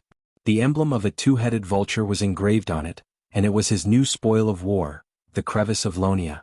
He said this to Freya, who was beside him. The future goddess of war shook her head. "It's not my first time on the battlefield, Brando," she thought to herself. However, she was so nervous in Ampere Seal that she almost couldn't hold her sword properly. After experiencing battle after battle, she gradually got used to it. She raised her head and looked forward. Her bright eyes seemed to be able to see through the haze a few miles away. "This really looks like Butchie. Uncle Andy, this time I'm going to drive those hateful invaders back." It was the same gentle hills of the Pine Mountain Range, and behind the rain and fog were the same enemies from that night. Freya's eyes burned with a firm belief, just like the fire that burned in Butchie that night. She unconsciously tightened her grip on the Lionheart sword in her hand. A group of figures walked out of the fog. "Carglass." Miss Priestess Maria, who was beside Brando, let out a cry of relief. She was no longer dressed as a man, but had returned to her youthful appearance. Her beautiful light blonde hair made her a famous beauty in the Abbes, but it was all thanks to Carglass. Maria's father was a noble in the south of Ampere Seal. Her family had the bloodline of the Cruz people, and because of that, her father had inherited the arrogance of the empire. He had always been against the relationship between his daughter and Carglass, a poor boy from a remote village. However, after Brando's sudden rise in the kingdom, his snobbish father-in-law saw a bright future for Carglass, and tacitly agreed to the marriage. Because of this, Maria and Carglass were now dead set on Brando. Carglass blushed as he looked at Maria. There were a few young people behind him, and Brando immediately saw Cohen behind them. He actually came personally. Brando was slightly surprised, but he did not show it on his face. Instead, he raised his hand and threw a helmet with a long mane and wings to Carglass. Carglass caught the helmet and replied with a cheeky smile, "Carglass reports to you, my lord. Please return to the team." He glanced at his lord, who nodded approvingly, and could not help but look at Maria, and replied with a little embarrassment, "My lord, why did you let her come too? Miss Maria is the most outstanding priestess in the territory, and the head of my priestesses. Why can't she come?" Brando replied unhappily and then looked at the guy with a teasing gaze. "Of course, in terms of personal matters, Maria belongs to you, kid. But you can't stop her from contributing her abilities to the territory, right? Carglass, you can't be too selfish." In fact, Maria was not Brando's #1 priestess, but Hippamera was Hippamera's priestess. Under the rule of the Holy Cathedral of Fire, Erwin could only act alone, or else there would be a conflict between the churches. When Brando said this, he suddenly remembered that there was another priestess in the territory who was far superior to Maria in terms of teaching and status in the Holy Cathedral. That was the nun princess of Antoinette. However, Magadal had not fully recovered and was still recovering. Even if she was willing, Brando would not allow her to brave the harsh weather to go on an expedition to Randner. That would be too unreasonable. When the priestess heard the second half of Brando's sentence, her face turned red. Even if Carglass' skin was as thick as a city wall, he could not help but feel a little overwhelmed. He often joked around with his lord, but the latter seemed to be above him in this aspect. It was a little unfathomable. Of course, he did not know that Brando received thousands of times more information than he did in his previous life. In terms of ability to ridicule, Brando was far better than him. The only reason he did not argue with him before was because he had not established his authority as a lord yet. Perhaps even Carglass himself did not realize that he had unknowingly acknowledged this lord who was probably 1 or 2 years younger than him. He quickly coughed twice to cover up his embarrassment. At this time, Brando was looking at Cohen, who was behind him. The young man was thinner than when he first met him. His cheeks were deeply sunken, but his dark eyes were deeper and sharper, and his whole person was more tenacious. He was wearing a thick animal skin cloak, and his temperament was somewhat similar to little Perrault's. It had only been half a year since they last met, and he had grown a lot taller. He was still a teenager before, but now he had the demeanor of a master. "It's been a long time, Count." Cohen was the first to speak. He was previously interested in the banter between Brando and his subordinates, but he was very surprised by the relationship between them. He was born in the mines under Randner's rule, and he was used to the exploitation of the lower class by the old nobles of Erewhon. He hated the nobles and bureaucrats and he had no good feelings for them. Like all those who had ambitions since they were young, Cohen dared to put his hatred into action. But in the end, it was difficult for the future king of Randner to see beyond this era. Although he yearned for equality and freedom, it was difficult for him to imagine a world that truly respected equality between people. Therefore, it was even more difficult for him to understand Brando, who was a freak among the nobles. It seems that this Count Tonagel is indeed a maverick like the rumors say. But I don't know if it's because of his personality, or if it's just a pretense. In fact, he already had an answer in his heart. After all, Brando had once helped all of them in the underworld of Schafland, and this lord had left a deep impression on him. He was different from the treacherous nobles who valued promises and kept them. He had the demeanor of the ancient nobles. Cohen did not simply hate the nobles, but he hated the upper class of the kingdom that stood in the way of corruption. Every citizen of Erewhon had a yearning for King Brando's beliefs, and Cohen was no exception. The appearance of a noble like Brando gave him a kind of inspiration. Perhaps this was the person he was looking for.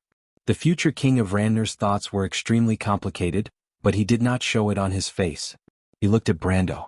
Brando already had some guesses in his heart, but he still could not believe it. The future king of Randner's territory wanted to submit to him? He was almost overwhelmed by the unexpected favor.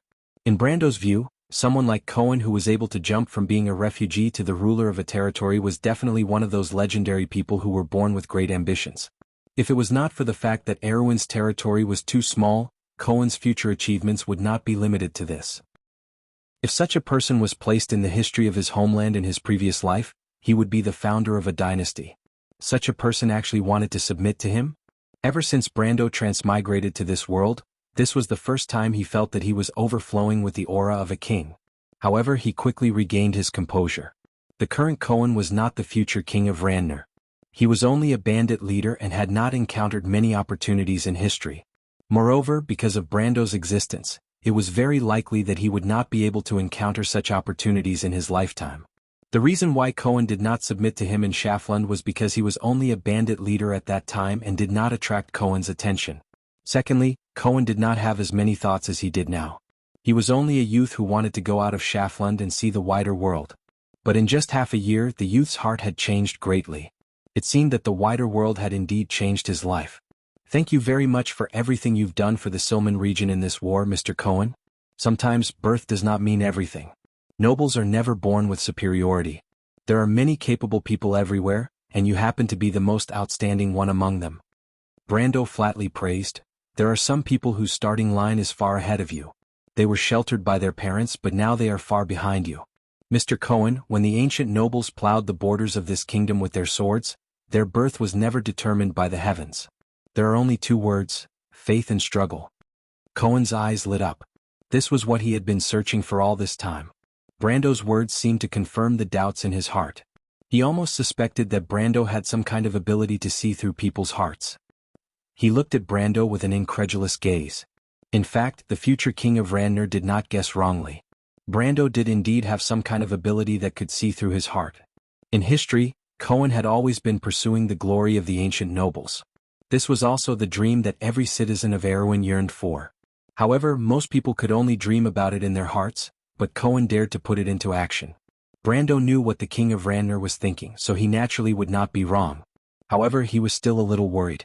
After all, the person in front of him was different from the one in history. Perhaps his views on life and likes and dislikes had already changed? However, Cohen's expression allowed him to heave a sigh of relief. Fortunately, even though Won's history is in chaos, there are still some details that cannot be changed. He thought that he had managed to convince the other party. Silman is an important gateway to the kingdom's southern border. You've seen what it will become in the future. To the south of here is a dark kingdom. An empire is slowly rising there, and it will be the kingdom's most terrifying enemy in the future. Mr. Cohen, the things that you can do today are far more than what you have done today. Cohen calmed himself down and shook his head. I'm just a fugitive, Count. What I've done today is far from being as noble as you say it to be. I only did it to return your favor. Mr. Cohen, there's no need to belittle yourself. Freya could also tell that there was something going on between the two of them. She wholeheartedly fought to protect the ideals of Butchie, and the other half of her heart was tied to Brando. She knew that Brando wanted to subdue the young man in front of her. She did not need to ask why Brando did what he did, and she had already spoken out to persuade him. However, Cohen only glanced at the female knight in front of him and shook his head. He did not say anything. Brando knew that the pompous words that Freya learned from the Royal Knight Academy were useless against this ambitious young man. Those words would only work on a simple-minded girl like Freya. He looked at Cohen and replied, "You and I are both fugitives. For the sake of the kingdom and the beliefs in our hearts, everything else is insignificant. Why do you care about those complicated formalities?" Cohen thought for a moment and did not refute. He nodded slightly and stood to the side. Brando knew that he was moved, so he did not pursue the matter.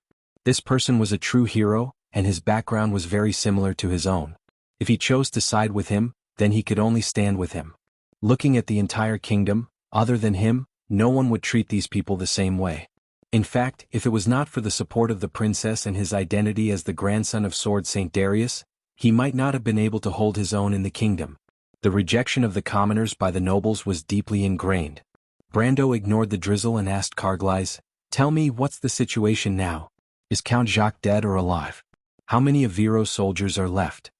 Carglass' spirits were lifted and he immediately replied, "Tormo is a man. Although his retainer knights were a little stupid and almost killed the Viro people, Marcia above, I have never seen such a tragic defeat. That was just a joke. But my lord, it's a miracle that Uncle Tomo did not let his men escape. Madara is really scary." He could not help but shudder at the mention of Madara. Ever since the Battle of Ampere Seal, everyone thought highly of the White Lion Guards and did not take Madara seriously.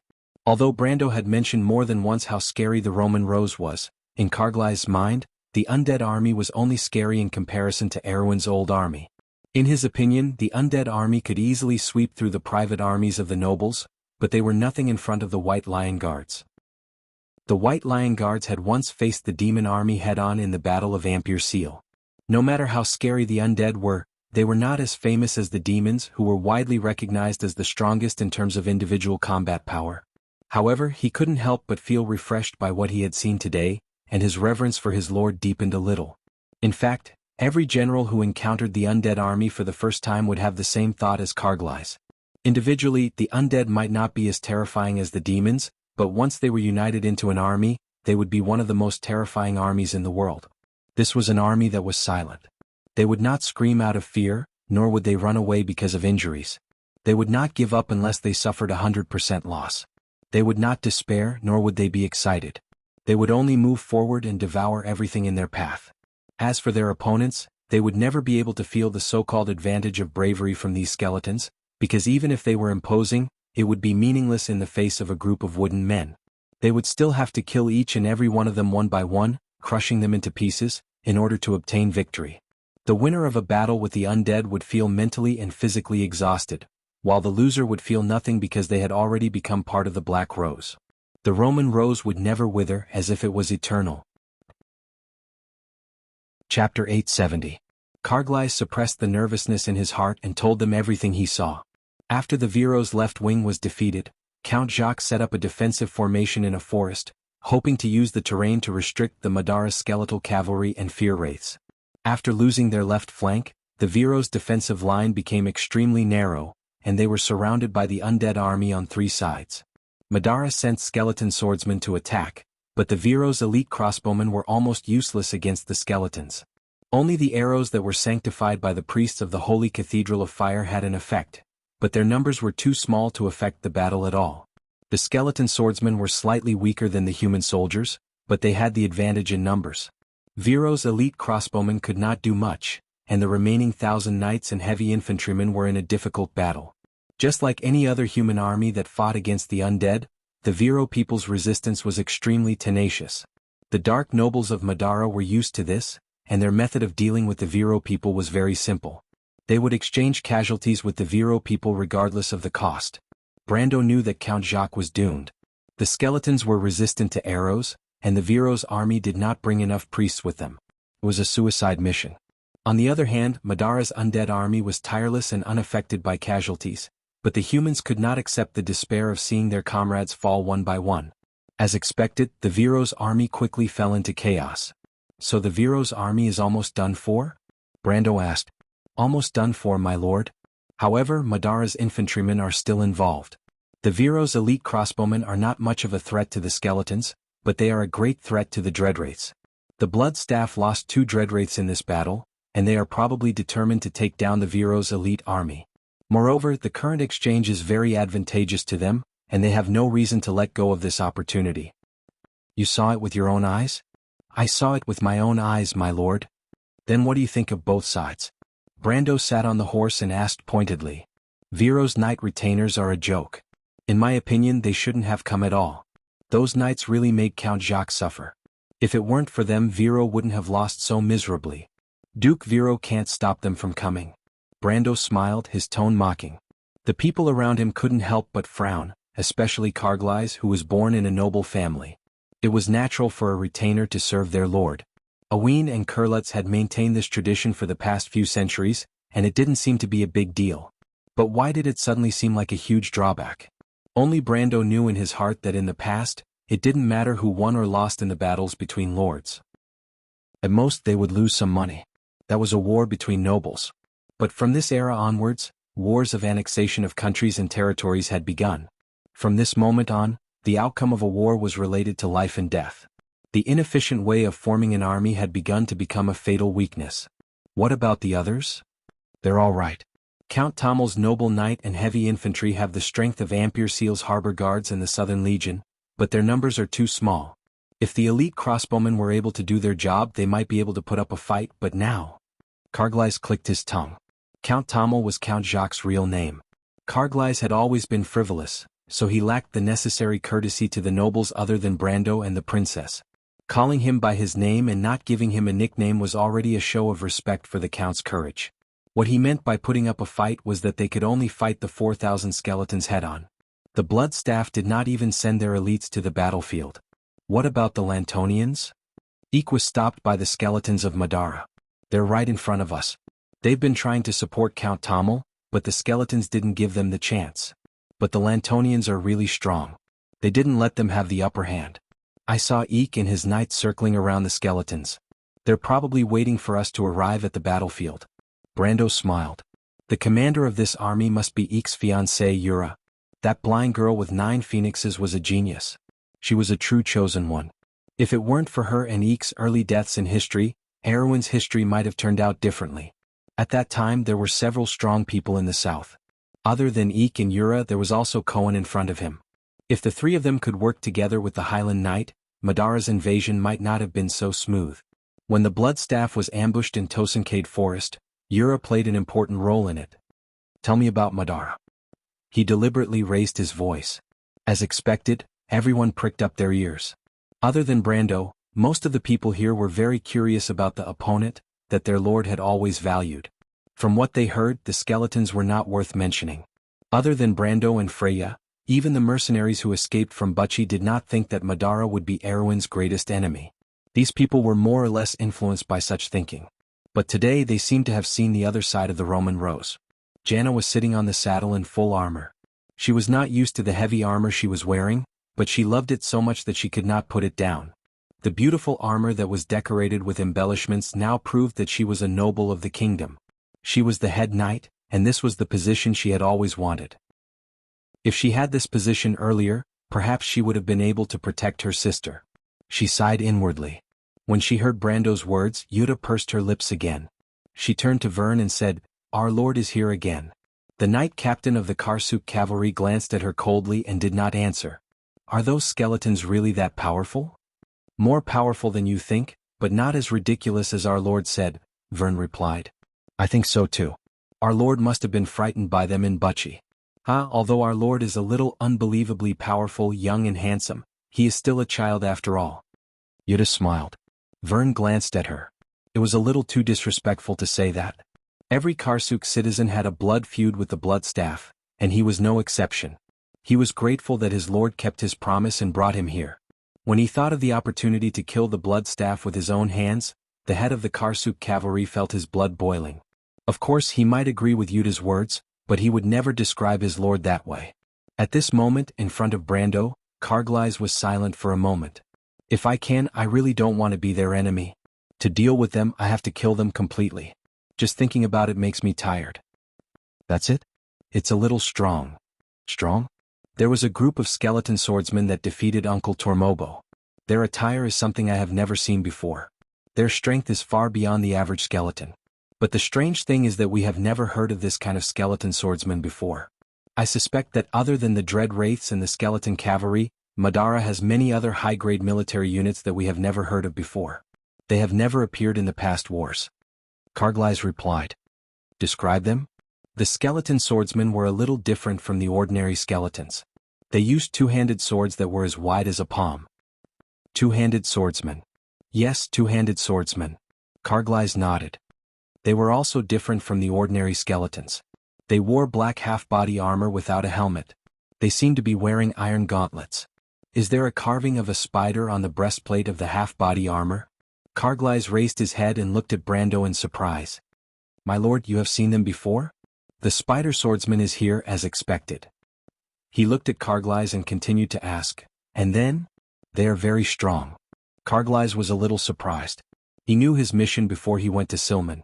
Other than the knowledge that Brando taught him about Madara, he also borrowed information about the Kingdom of Darkness from Amandina.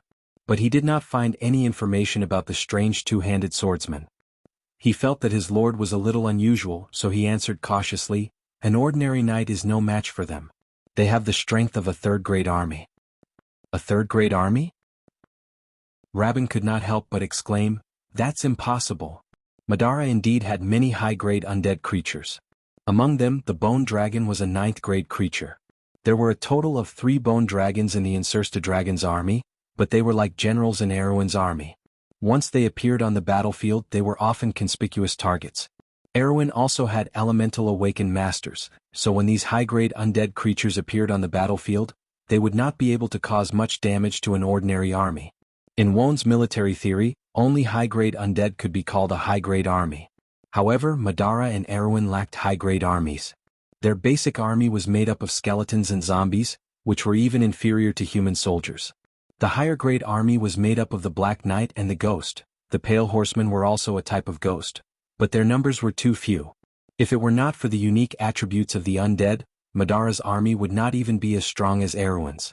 For this reason, for thousands of years, both sides were able to fight back and forth, and at one point the kingdom even had the upper hand. That was why Rabin, who had dealt with the skeletons the most, was the first to feel incredulous when he heard Karglais' words. But if Madara has such an army, why did they hide it before? If they wanted to catch us off guard, now is not the time to do so. Yuta could not help but ask. Brando shook his head. This was the general mentality of the people of Erwin in this era. Even the people around him did not know what was happening in the east. But only he knew that Karglais was not lying. Madara had never hidden its army, and there was no need for it to hide anything from a weak country like Erwin. However, it was true that the Spider Swordsmen had never appeared in the war against Erwin before, because they had just joined Madara's army. The Dread Wraiths, the Skeleton Knights, and now the Spider Swordsmen. Although today's Madara did not have the Tamar of history, it still had these new types of soldiers. One person's gains and losses could not change history. Madara's huge territory in all 4 directions was too terrifying, and there would be more in the future. This was just the beginning. Brando smiled. If he told these people that the Spider Swordsmen would become Madara's basic infantry in the future, what would they think?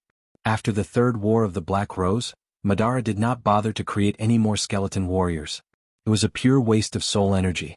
From then on, Madara's lowest level soldier was the Vengeful Spider Swordsman, which had evolved into a 4th-grade soldier. So all of you have heard it, Brendel said. The enemy you will face in front of us might be an undead army with a 3rd-tier army and a 4th-tier air force. This is an army that is different from the Crews, the Lion Clan, and even the demons. You will soon see the power of this army. The young White Lion Guards fell silent after hearing their lord's words. Brando looked at everyone at the border of the forest and waved his hand gently. But these are not important. He suddenly smiled, revealing his white teeth. What's important is that we will crush them here today and tell the world that today's enemy of Madara will be a kingdom that has lost its ancient glory and returned to this world from the long scroll of history. It is the White Lion, the Golden Sword, the Oath of Protection, and the Ancient Faith. Yes, the Count rode on his horse. He paused for a moment as if he was about to exhale the last breath in his chest. Our country, Erwin. His voice was not loud as if it was drifting in the rain, but it made the blood in everyone's chest surge in reverse, as if it had given birth to endless courage. It made everyone feel as if they could not help but let out a long cry and move forward with their swords. Brando raised his hand. On the river valley, on the border of the forest, the flag-bearers raised their flags. The sacred white flag fluttered in the wind and appeared in the mist, flapping loudly. On it was the kingdom's new moon, the pine mountains, the fallen leaves, and the ice and snow of the northern region. It was as if the history of the kingdom had been reborn on this land at this moment. On it was the emblem of the white lion. The trumpeter put the trombone to his lips, puffed up his cheeks and blew hard. The sound of the horn was melodious, as if it had broken through the mist. "Who's in front of us?" Brando suddenly asked. "It's the 2 regiments from the Sea of the Dead Moon. I've already figured it out. The commanders are Death Whisperer Makin and Sir Viscag the Silent. The troop composition is basically spider swordsmen, and there are a few skeleton cavalry. They should be the elites of the Blood Staff. It has nothing to do with the Blood Staff. It's the Emperor's chosen group." Brando smiled. "The Emperor's chosen group? It's nothing. Let's run over them first as a greeting to the Blood Staff." The melodious trombone echoed throughout the entire valley. The first to react was the Lantanilan. As soon as he heard the thick and heavy sound of the dragon's horn, Eek's eyes lit up. He tightened his grip on the reins and turned around on the galloping horse. He turned around and shouted, "Listen, where is the sound coming from?" The Knight of Anthony turned around and after a moment someone replied loudly, "It's the west, the west. Aha, the Tonajal people are here." Eek pulled out his sword, turned his horse around and shouted, "The Count is greeting the Blood Staff. We, the people of Anthony, can't let them look down on us. Let's go, let's blow the horn too. Get ready to turn around, it's time to teach those half-assed skeleton cavalry a lesson." Being chased by a group of opponents who were much weaker than them to the point that they did not dare to fight back, the knight had long been aggrieved. At this moment they could not help but cheer loudly, and for a moment, the river valley was filled with a tsunami of cheers. The humming of the horns echoed each other and spread throughout the valley along with the wind and rain. Count Jacques, whose face was covered in blood, raised his head and listened carefully to the sound of the horns. "The Tonajal people are here, they and the people of Anthony are informing us." This resolute soldier could not help but shed tears at this moment. 2 streams of hot blood flowed down from the blood stains on his face and he lamented, "But what's the use of them coming? It's useless, I've let them down, quickly retreat, we're hopeless. At least don't all die here, go and tell Her Highness the Princess, tell the Duke Madara is no longer Madara. Where's the trumpeter? Quickly tell them to retreat, retreat quickly before the undead have their eyes on them." The trumpeter stood beside his lord in a daze and everyone could not help but look at each other. Should they blow the horn? If the horn was blown, then they were doomed and no one would come to their rescue. They were surrounded and only death was awaiting them. But what if they blew the horn? As the Count said, what was the use of that? The undead army in front of them was no longer what it used to be, and even the people of Anthony could not break through their defense line, so what were the Tonajal people? That place was just a remote place, and perhaps the current lord would be a powerful minister of the kingdom in the future, and he might even become the only sword saint in the new generation of Erewhon, but so what? One person could not change the situation of the war. But to wait for death, the nobles could not do it. Logic told them that they should blow the horn, but emotionally, these cowardly nobles could not accept the fate of being abandoned by their allies. They could not help but look at the trumpeter and shake their heads desperately. Everyone, Count Jacques certainly noticed the little movements of his colleagues. Even at this time, they still could not let go of their little thoughts. He could not help but sigh in his heart and said somewhat weakly, "Everyone still has children. Do you want them to face the same situation as us today, waiting for death in despair and sorrow? You are soldiers and the word duty may be too distant for you, but protecting your wife and children is a human instinct. I've said all I can, do you still want to stop me?" Count Zlin, who was shaking his head desperately, suddenly froze. Children and descendants were the hope of the nobles' inheritance. Even if they were as cold as iron, they could not help but waver at this moment. Under the same sky, the blood staff was silently looking at the gloomy sky, as if it could see the sound of the trombone reverberating in the air. After a while, it lowered its head and asked in a low voice, "Where is this army from?" The human wounded soldiers who did not die said that they seemed to be from Tonajal. Tonajal? The blood staff was slightly startled. "Where is that?" "I'm very sorry, I have not heard of it, my lord." Chapter 871.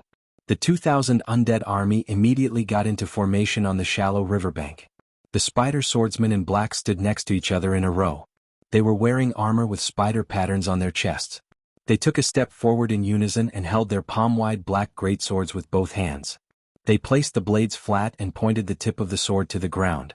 One of their hands held the hammer at the same level as their chests while the other hand held the hilt of the sword with the palm facing up. Their bodies leaned forward and formed a certain angle with the sword. The 2,100 skeletons maintained this posture at the same time. Rows of greatswords were put down one after another in the cold rain. The cold light on the edges of the swords formed a line that looked like the sharp teeth of death. A small group of black knights surrounded Sir Viscag. This dark noble lord nicknamed the Silencer was also wearing the armor of a black knight. However, he did not wear a helmet. A pale head was exposed above the breastplate. The few strands of hair on his head were like weeds in the wind. His face was covered with dried livor mortis, and his eyes were burning with pale flames. His entire body was emitting a cold aura of death. He held the hilt of his sword that was inlaid with black roses with one hand. Just like his nickname, he silently looked to the west. That was the undulating river bank and hills. The rain formed a thin mist that blocked the view. Behind the mist, the dark forest stood like a wall. However, suddenly holy white flags appeared in the forest.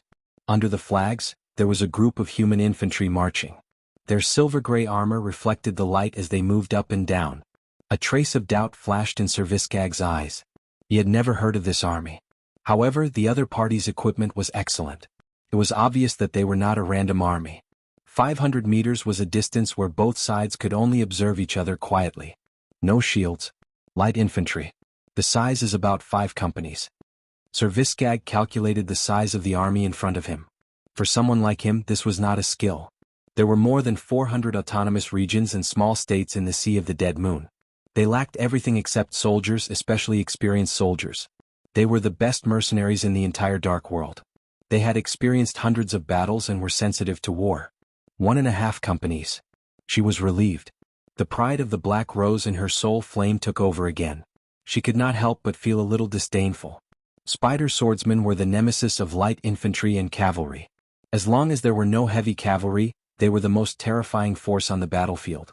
Furthermore, the enemy's numbers were far inferior. Sir Viscag smiled coldly. He thought to himself that these arrogant human nobles must still be adhering to the rules and holding on to the creed that infantrymen were only defensive forces. However, they must not know that infantrymen could also bare their fangs and become a sharp blade that could tear apart a battlefield. Let the Queen of Spiders tell you that your era is over. The Black Knight took another look at Erwin's army. The White Lion Guards were slowly advancing, and he was even more certain of this. At this moment, sparks of light began to appear on the other side of the river. They're casting spells. There's a group of magicians.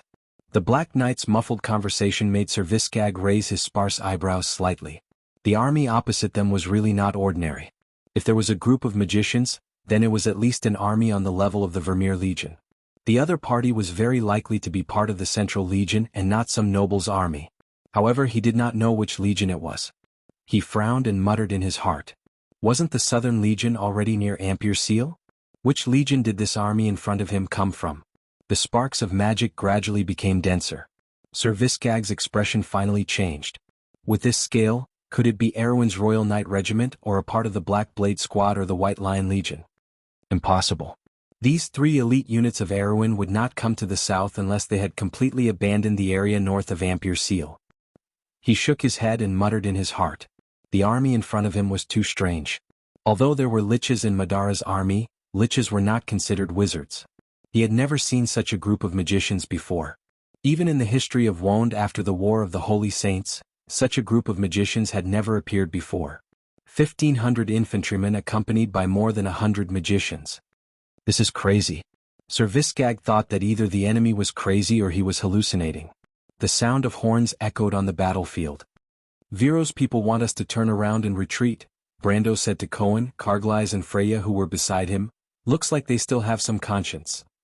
At least it proves that the people we want to save are not all useless, Carglass replied with a grin. Cohen did not say a word. This was the first time the young man from Shafland had personally participated in a battle. The scene in front of him was different from what he had imagined. The White Lion Legion was moving slowly in the drizzle, and he heard orders from time to time. Unsheathe your swords. Advance in formation. When the young men from Tonajul had just left the forest, their formation was still a little messy. However, after 100 meters, they had already formed a well-defined formation. The sergeants and heralds on horseback galloped in front and behind the formation, flags flying in the air. This army was completely different from the armies of the nobles that he had seen before. He had a vague feeling that this army had come from a certain period of history and had come to this battlefield. That period of history was called the establishment of Erewhon. He subconsciously looked back and saw Brando standing on horseback with a sword in his hand. He looked up at his own army with a calm expression on his face. This army is just SOSO in his eyes, Cohen thought. What kind of army does this Earl want? Brando smiled softly. The White Lion Legion had begun to take shape, and Erewhon had taken its first step. Now what he wanted to see was to open the door with his own hands. Behind the golden door was another era. In the previous period of history, it had begun in the year of silver. In this period of history it would begin today. After today it would be the future. He raised his head and looked at the slender figure in the rain. At the same time, Freya also looked back in the direction of Brando. She was riding a snow-white warhorse, and her heart was filled with doubts. What is Brando trying to do? This is not how mages should be used. In Erewhon's tactical manual, it was clearly written that the precious mages must be protected with the utmost care. Mages with more than 100 mages must be protected by a legion. Otherwise they should be dispersed to avoid being destroyed. Magicians were a precious auxiliary force that could sometimes even change the outcome of a battle. Adepts had extremely strong individual combat abilities and were one of the stronger individuals on the battlefield. In normal battle tactics, such individuals with strong combat abilities should be scattered throughout the army. This way they could be effectively protected and could also pose an effective threat to the enemy's formations and commanders at various points. But now, Tanajel's mages were arranged in a phalanx like the infantry. Only a small number of White Lion Legion guards were outside the phalanx. Their chanting resounded throughout the riverbank like a hymn. Light floated in the air, and layers of spells were cast on the White Lion Legion guards in front of them. Karglais raised his head and looked at the colorful halos that fell from the sky together with the rain. They fell on every soldier, including himself. He curiously touched the layer of energy barrier that was a few inches away from his body. It was as if there was a layer of air flowing around his fingertips, forming a whirlpool. It was the wind shield. What a spectacular sight. Karglais muttered to himself. Allocating so many wizards to an army of only 1,500 was opposed by almost everyone, especially Amandina and Medisha. Amandina advised Brando to cherish this rare force because of the difficulty of training wizards in the territory. Amandina, on the other hand, had experience from the War of the Holy Saints and was not optimistic about Brando's decision. Most of the others, including Freya, were against this decision as well. Tanajel had many wizards, but most of them came from mercenary groups, witches and druids in the loop of trade winds. They were not the reserve force of the territory, which meant that once they were lost, it would be difficult to replace them. In everyone's opinion, this rare group of wizards should be used carefully as a secret force of Tanajel. However, Brando stood his ground and put them together to form this group of wizards. Karglais even heard that even Seal was not optimistic about the future of this mage group. The Kurlutzians who followed Veronica even said that this was a move of a nouveau riche. But was Lord Karglais a nouveau riche? Karglais looked at Brando's calm face and rubbed his chin. Alright, maybe. But no matter what, the buffs provided by the group of more than 200 wizards were enough to cover an entire army. When the buffs were cast on every single member of the White Lion squad, it was indeed a spectacular sight. My Lord Karglais' decision seems to be wise. Yuta took one last look at the other side of the river and pulled down her metal mask. Her voice was muffled in the rain. Rabin, who was not far away, shook his head. He pulled out his sword and slowly walked forward with his men. He was slightly worried. It was not that no one had ever done this before, but the effect was limited. The enemy would spread out their formation, making the spell less effective. Even if one or two groups of wizards were defeated, the loss of precious wizards would be far greater than the loss of the enemy. It was not worth it. Over time no one dared to do this. But what was the Lord Karglais thinking? Brando looked at Karglais' curious face and knew what he was thinking. What do you think wizards are, Karglais? He asked. The latter hurriedly pulled down his metal mask. Even though it was a little impolite, he guessed that Brendel had seen him snickering and he stammered, My lord, the tactical manual says, don't joke around, Karglais. You're not a professional. Don't talk to me about tactical drill. Tell me what you think. Brando replied impatiently. My lord, I really don't know. Karglais shook his head. He was not a wizard, so how could he know what a wizard would do? There were rumors in the countryside that wizards were all-powerful and omnipotent, but these rumors could not be trusted. But Princess Medisha, Brando sneered at Erwin's old tactical drill, but he did not necessarily agree with Medisha. The War of the Holy Saints could be said to be the largest war in the world since the destruction of Babel Fortress. In that war there were Frost Knights, Dragon King's cavalry, Myrna's Dusksong Guards, and the Silver Elf Princess Guards. That war was as magnificent as an epic, but there were no wizards in that war. The history of wizards began with Tumen. Tumen taught magic to the Silver Folk, and from him, Wond had its first generation of wizards. However, it was not until the Buga Empire's prosperity that the history of wizards began to shine brightly. During the War of the Holy Saints, these stealers of laws were just a fledgling force. They were as weak as fledglings that had just broken out of their shells. In a battle of that level, all they could do was look up to the Holy Saints. The history of wizards' participation in the war was even later. The collapse of the Holy Alliance directly led to the Buga Empire's withdrawal from worldly affairs. The Silver Elves retreated into the Deep Valley, and the era of mortals came. Many years later, the rules of war had truly changed. What was a wizard? Many people thought that wizards were the power to change the situation on the battlefield. Their strange spells could bring unexpected changes to the whole war. They could turn the hard ground into mud, make dry battlefields suddenly rain, ignite fires in forests, build forts and fortresses in an instant, and provide endless help and protection to friendly forces. But they all overlooked one thing: the other side of wizards. Destructive power. Wizards represent firepower, Brando said to Carglass, who stood proudly in the rain. It is a power that can dominate the battlefield. This statement was not much different from the previous one. Carglass did not understand what firepower meant, but he understood what Brando was trying to say. He did not think much of it, but he still replied in a muffled voice, "Wizards have limited magic power, my lord. Moreover, their enemies are alive. Didn't Lady Veronica say that it is a waste to use the wizard's precious spells to kill scattered enemies?" This was indeed a problem. After all, this was not the era of the great demonic wave. But that was a matter for the future. Today, the wizards under his command were more than enough to deal with the skeletons.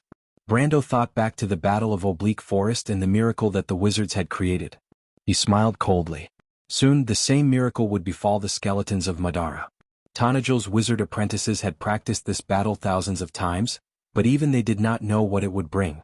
They only knew that when it shone, everyone would be deeply shocked. The two sides were now 150 yards away from each other. Erwin's men began to blow the cornet, and the White Lion Guards began to speed up. But they were still orderly. The officers on horseback also dismounted and joined their ranks. They raised their swords and commanded their men to prepare for the charge. At this moment, Brando's eyes flashed. He glanced at Madara's long formation. The skeletons were indeed scattered. As expected of the Emperor's chosen group from the Sea of the Dying Moon, they lived up to their name. When both sides were within 100 yards of each other, the liches under Sir Viscag began to cast spells on the spider swordsmen. They were very calm, or rather, their commander was very calm because there was no such thing as being calm in the first place. "They are faster than expected," Viscag said to his men. "There is something strange about this army." The White Lion Guard's strange shoulder armor had already entered their vision. With the support of magic, the speed of this Trendheim infantry, whose average standard was only at the peak of Iron Rank, was already close to the starting speed of light cavalry. Viscag suddenly gritted his teeth. He realized that the army in front of him was not defensive infantry. Like his spider swordsmen, they were infantry that was used to attack. "What do they look like?" He turned around and asked. "A bit like the legendary White Lion Legion," a black knight replied in a muffled voice. "No, they are not." Viscag shook his head. "That's not right." It was a pity that he did not have any skeleton archers. Otherwise he could have tested them. But it did not matter. This was the Emperor's chosen group from the Sea of the Dying Moon, an army personally selected by His Majesty the Supreme Emperor. They were equipped with the most elite undead soldiers and commanders in Madara. No matter who was in front of them, there was only one ending, and that was to be crushed. She gestured for the Black Knight to raise the flag and pass the message to the liches in the army. The entire formation was more spread out. The open terrain of the river bank was advantageous to them because they had more troops. At this moment, a flash of light suddenly flashed in the rain in front of them. "It's here," Sir Viscag thought. Count Jacques saw hundreds of golden lines cut through the rain from the top of the mountain. Those blazing flames were like streams of molten steel. They intertwined with each other, then disappeared and flashed again one after another. It was as beautiful as the fireworks at the Winter Zither festival. Everyone was so surprised that they were almost speechless. Mages! Someone shouted. The Tanajal people have so many mages. The Count looked back at the others. The nobles of Viro looked at each other. How could they use mages like this? Was that Count Tanajal a nouveau riche? Everyone had the same thought in their hearts. The fireballs fell on the riverbank like raindrops, causing an effect that was beyond everyone's imagination. The soft soil on the riverbank seemed to have been injected with life and came alive. Pieces of it were churning and being lifted up, forming a scene that was like the end of the world. Even the sergeants of the White Lion Legion were almost stunned by the scene in front of them. The terrifying explosion plowed through Viscag's front line. The skeleton swordsmen there were already scattered, and now they were even more scattered. After a round of fire, a sieve-like position appeared in front of the White Lion Legion. At this moment, Freya seemed to have a flash of lightning in her heart as she realized something. Sir Viscag also realized the problem. This round of magic attacks did not destroy his army. In fact, the damage caused was very limited. Although there were casualties, it was negligible compared to the magic consumption of the enemy mages. However, the problem was that after the magic attacks, there was still a White Lion Legion in front. He had thought that they were just infantry and would not be able to enter the position so quickly. However, the enemy's speed was beyond imagination. They were not infantry at all. They were the damned cavalry that did not need to ride horses. They were the real White Lion Legion in history. Quick! Viscag suddenly screamed, "Let the rear line go up, don't let them cut into the front line so quickly. Don't let them run." However, at this moment the second round of magic attacks came. Brando's gaze fell on the Shire. The Shire pondered for a moment and gave the order to attack. Under everyone's stunned gazes, the mage's spells extended forward and landed on the position between the Spider Swordsman's front line and the second line. Now it was just a piece of empty land. The Viro people behind Count Jacques were scared out of their wits. Why are the Tanajal people attacking the empty land? Are they crazy? Do the mages not have any mana? Count Lin suddenly stopped talking because he saw countless fear wraiths suddenly fly out from the Bloodstaff's formation and rush towards the west side of the river. Those monsters seemed to cover the sky and the sun as they rushed out in full force. The Bloodstaff has realized the problem. Count Jacques looked at this scene and replied dryly, "The 2 regiments in the south are done for." What? At this moment there was a loud whistle on the river bank. The magic effects were far from over, but Freya had already raised her long sword and gave her first command in this war: charge. Chapter 872. Charge. The long sword was raised in the rain, and the mist was like an arc of silver light. Freya raised the sacred Lionheart sword high, her figure standing proudly in the rain. The officers of the White Lion Legion looked at her and raised their long swords at the same time.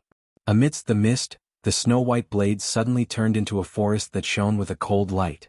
The square formation began to move, everyone's footsteps became faster and bigger.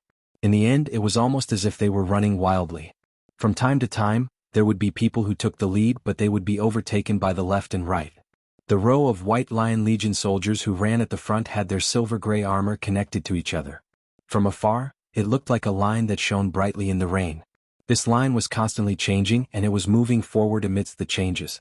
The White Lion Legion finally burst into a terrifying speed, and the characteristics of this lion were completely displayed in front of everyone on the battlefield.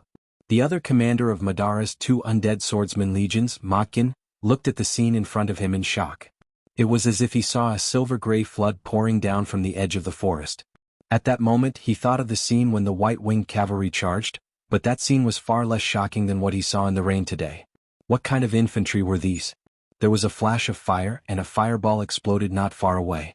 The flying mud almost splashed on Machkin, but he did not seem to notice it at all. The undead were the best army in the world.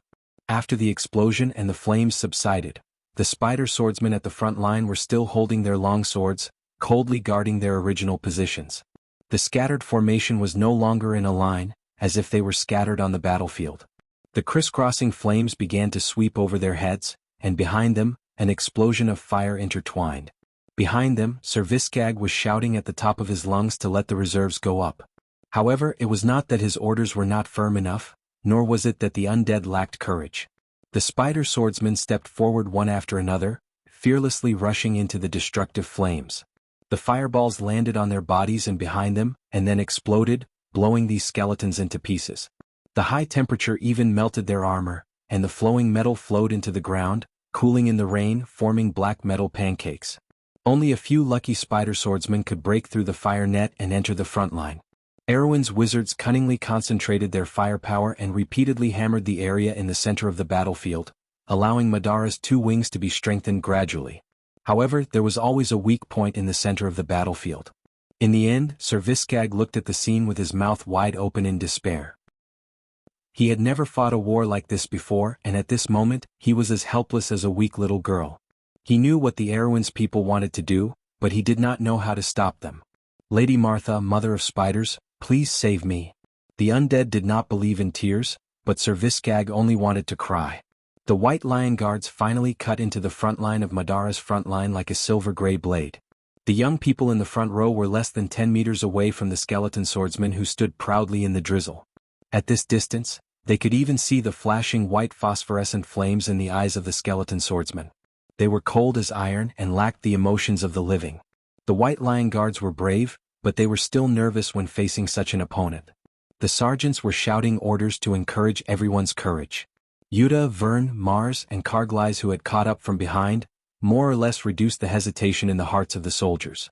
The flag of the White Lion Guards advanced in the rain. Under the flag there was another lady who led the charge. She was wearing a white robe with chain mail and holding a cross in her hand. She was dressed in the attire of a battle priest. That was the Hipamera. The others did not understand why the Lord wanted his personal maid to charge with the army, but the female priest had already raised the cross in her hand. Brando followed behind the troops and looked at the scene from afar. Suddenly his heart skipped a beat. He felt that the elemental foundation hanging in the world of planeswalkers was shaken. Light and earth elements rose from the elemental pool and then disappeared into thin air. He looked up and saw the movements of the skeleton swordsmen of Madara. They clucked and moved. They held the hilts of their swords in their left hands and swung them up forcefully. Hundreds of black swords were swung up neatly from bottom to top. Hundreds of long arcs were drawn in the rain. At a distance of 10 meters, a wave of air that could be seen with the naked eye burst out from the swords. The air blades pushed forward and turned into a cone-shaped shock wave in an instant. It split the curtain of water and brought up a vast expanse of water. With a whoosh, it swept across the first row of sergeants of the White Lion Guards. However, it was at this moment that the bodies of the White Lion Guards flickered with a faint gray light. This light formed an oval sphere under the impact of the shockwave. However, no matter how strong the shockwave was, the sphere did not show any signs of breaking. As the shockwave swept across, almost the entire riverbank was flattened by an inch. The grass on the riverbank was completely blown away, leaving only a patch of pitch-black mud. However, the human soldiers who remained on the mud were completely unharmed. The Holy Song of Protection. Hipamera demonstrated the power of a planeswalker for the first time on the battlefield in the drizzling rain. Everyone who was watching the battle was shocked. What is that? Ser Viscarg almost screamed from his hollow chest. What kind of spell could make an entire army immune to damage? In its empty mind it could not figure out what level of power this was. Even a sage would not be able to master such a law. Only a god, and only those who were above the rules of the mortal world, could perform such a miracle. Majin's mind was also blank. He was a lich, so he could understand the horror of the previous scene. It was not a spell but a power that was above the spell. At that moment, it keenly sensed a certain law of existence shuddering through the clouds. Even though he was an undead, he still felt depressed at that moment. How many years had it been since he tasted such horror? It seemed that ever since he became a lich, he had long forgotten the feelings that originally belonged to a living creature. After a moment of shock, the unscathed White Lion Guards and the Spider Swordsmen intertwined. Both sides were third-grade armies, but even if the young White Lion Guards were still in the stage of combining the old with the new, and even if the Tonagels formation was far less orderly than the Undeads, and even if this new army still had many weak points, they only had one advantage. The terrifying group of mages finally showed its effect at this moment. In the Amber Sword, most of the buff spells that were suitable for an entire army were generally weaker, such as Bravery or Morale. As for the real buff spells such as Wings of the Wind, Air Shield, Heaven's Blade, Stone Skin and Dragon's Power, they could only buff a few people at a time. These spells were more suitable for small team battles. If a few wizards or mages had to buff the whole army, they would probably die of exhaustion even if they had sufficient magic power. Even if they did not die of exhaustion, how could there be so much time to waste on the battlefield? But this problem was not a problem for the White Lion Guards. The entire White Lion army was only 1,500 people, but the size of their group of mages was 120 people. Brando divided the entire army into 100 sections in advance, and each wizard only needed to be in charge of the section that they had received orders in advance. In just a few spells, these powerful buff spells would fall on everyone's head. This was not his own invention. After the Battle of the Oblique Forest, since the wizards began to participate in large-scale battles, the smart players began to summarize and create these standardized tactical forms. Every minute detail was the experience of the predecessors who had experienced several battles, but this one was particularly special. This was because it came from Madara itself. This was the real magic army that rose in the future Slate War. Although the White Lion army was far from the level of the future, it was already above this era. In another part of history, the undead of Madara had used the set of tactics to defeat the Erewhon people, defeated the Wind Elves, and defeated the Cruz people. But today they were going to taste the fruits of their own labor. I wonder if this student of mine is good at learning. Brando thought in his heart. He calmly watched the White Lion Guards cut into the Viscag army's front line. Although the undead were tough, their fragile front line could not stop the White Lion Guards who had already charged in. The silver flood rushed into the black front line, and in the blink of an eye, they had broken through the dam and rushed to the rear of the Madara army. Before the black roses could bloom, they withered in the drizzle. The spider swordsmen, who were obviously at a disadvantage in terms of numbers, were drowned by the White Lion Guards one by one. Under the cover of Su Jin's barrage, the Tanajil army had a partial advantage on the battlefield. Even with the support of a full set of spells, the individual strength of the human soldiers had far surpassed that of the undead swordsmen. Many of the skeleton swordsmen's great swords were broken under the astonishing strength of the White Lion Guards. Then they were separated and fought for their own. Under such circumstances, the undead of Madara could not effectively protect the liches in the army. Often the liches were killed one by one, and the skeletons fell in droves. Although the undead army was not afraid of death, they had a fatal weakness. Its low-level undead, including the spider swordsman and the skeleton knight, were all supported by the power of the soul. They were not high-level undead with real souls. The source of power of these undead came from the liches themselves. Once the liches that summoned them died, they would exhaust their soul fire and turn into ashes in a short period of time. At this moment the White Lion Guards were accomplishing such a thing. The front line of the undead of Madara had been torn apart, and the liches that commanded from behind were also exposed to the sword. The unfinished business of Mr. Planchet Knight was now completed by Freya. As for Freya, at this moment, she had her eyes on Sir Viscag and the group of black knights around him. After the battle in the deadly tundra, her Valkyrie blood had completely awakened. When the Valkyrie mark was activated, she had at least the combat strength of an intermediate gold. In this era she was almost the same as the maturing Valkyrie in history. After the Year of the Swift, she met Veronica for the first time and obtained the opportunity to activate her elemental element. A year later she officially crossed the elemental gate and became the true Valkyrie of Erewhon. The female knight turned her horse around and charged in that direction. On the other side, Magjin noticed this and wanted to help, but soon the lich stopped because a stone scepter suddenly came from the side. He subconsciously weaved a black magic to block the sudden attack, but a miraculous scene immediately happened. Magjin watched as the scepter hit his magic barrier. The black light shield squeaked as if it was dying. The lines of law, magic circles, and ciphertexts on it began to flash crazily and then shattered one by one. The light shield was shattered in an instant, and then the stone scepter hit his head. Without any time to react, Majin's head shattered like glass and exploded into powder. What kind of damned power is this? The lich screamed from the depths of his soul. His body shook on the skeletal warhorse and fell to the ground. Ipamera stopped and put down the scepter in her hand. She looked up and saw the lich's soul shot into the sky and returned to the phylactery that was hidden somewhere. She was amazed by the power of the scepter in her hand. This was the power that came from the earth and the mountains. A shrill scream pierced through the clouds. Brando looked up instinctively and saw creatures with wings spread out from the dark clouds. The Dreadwraiths were here. They swooped down from the sky, and their ear-piercing screams echoed through the valley. The wails that seeped into people's hearts seemed to be able to send chills down their spines. Unfortunately, it was useless against the White Lion Guards. The courage of the White Lion Guards had always been the most dazzling legend in Erewhon's poems. The White Lion Guards were born immune to fear and could be said to be the best army against the undead. There were many armies in history that were like archenemies of the White Lion Guards. Erwin and today's Madara were exactly like that. The Dreadwraith pierced through the rain and headed straight for the Trenthium's magicians. Hundreds of Dreadwraiths swooped down at the same time, creating a frightening deterrent force. Some of the young magicians were so frightened that they hurriedly released a few fireballs into the air, but the flying undead creatures easily dodged them with their nimble falling leaves maneuver. The magicians wanted to continue casting spells, but before they could finish their incantations, they were hit hard on the head. They turned around and saw Lord Mordenkainen and his duck familiar glaring at them sternly. Don't get the wrong target. Mordenkainen was no longer the unlucky apprentice he used to be. After the battle in the Loop of Trade Winds, he grew rapidly and was now close to the strength of a gold. He was one of the few wizards in the Shire who had this level of strength and was now the captain of the Mage Legion. Scenes like this were happening everywhere in the Mage Legion.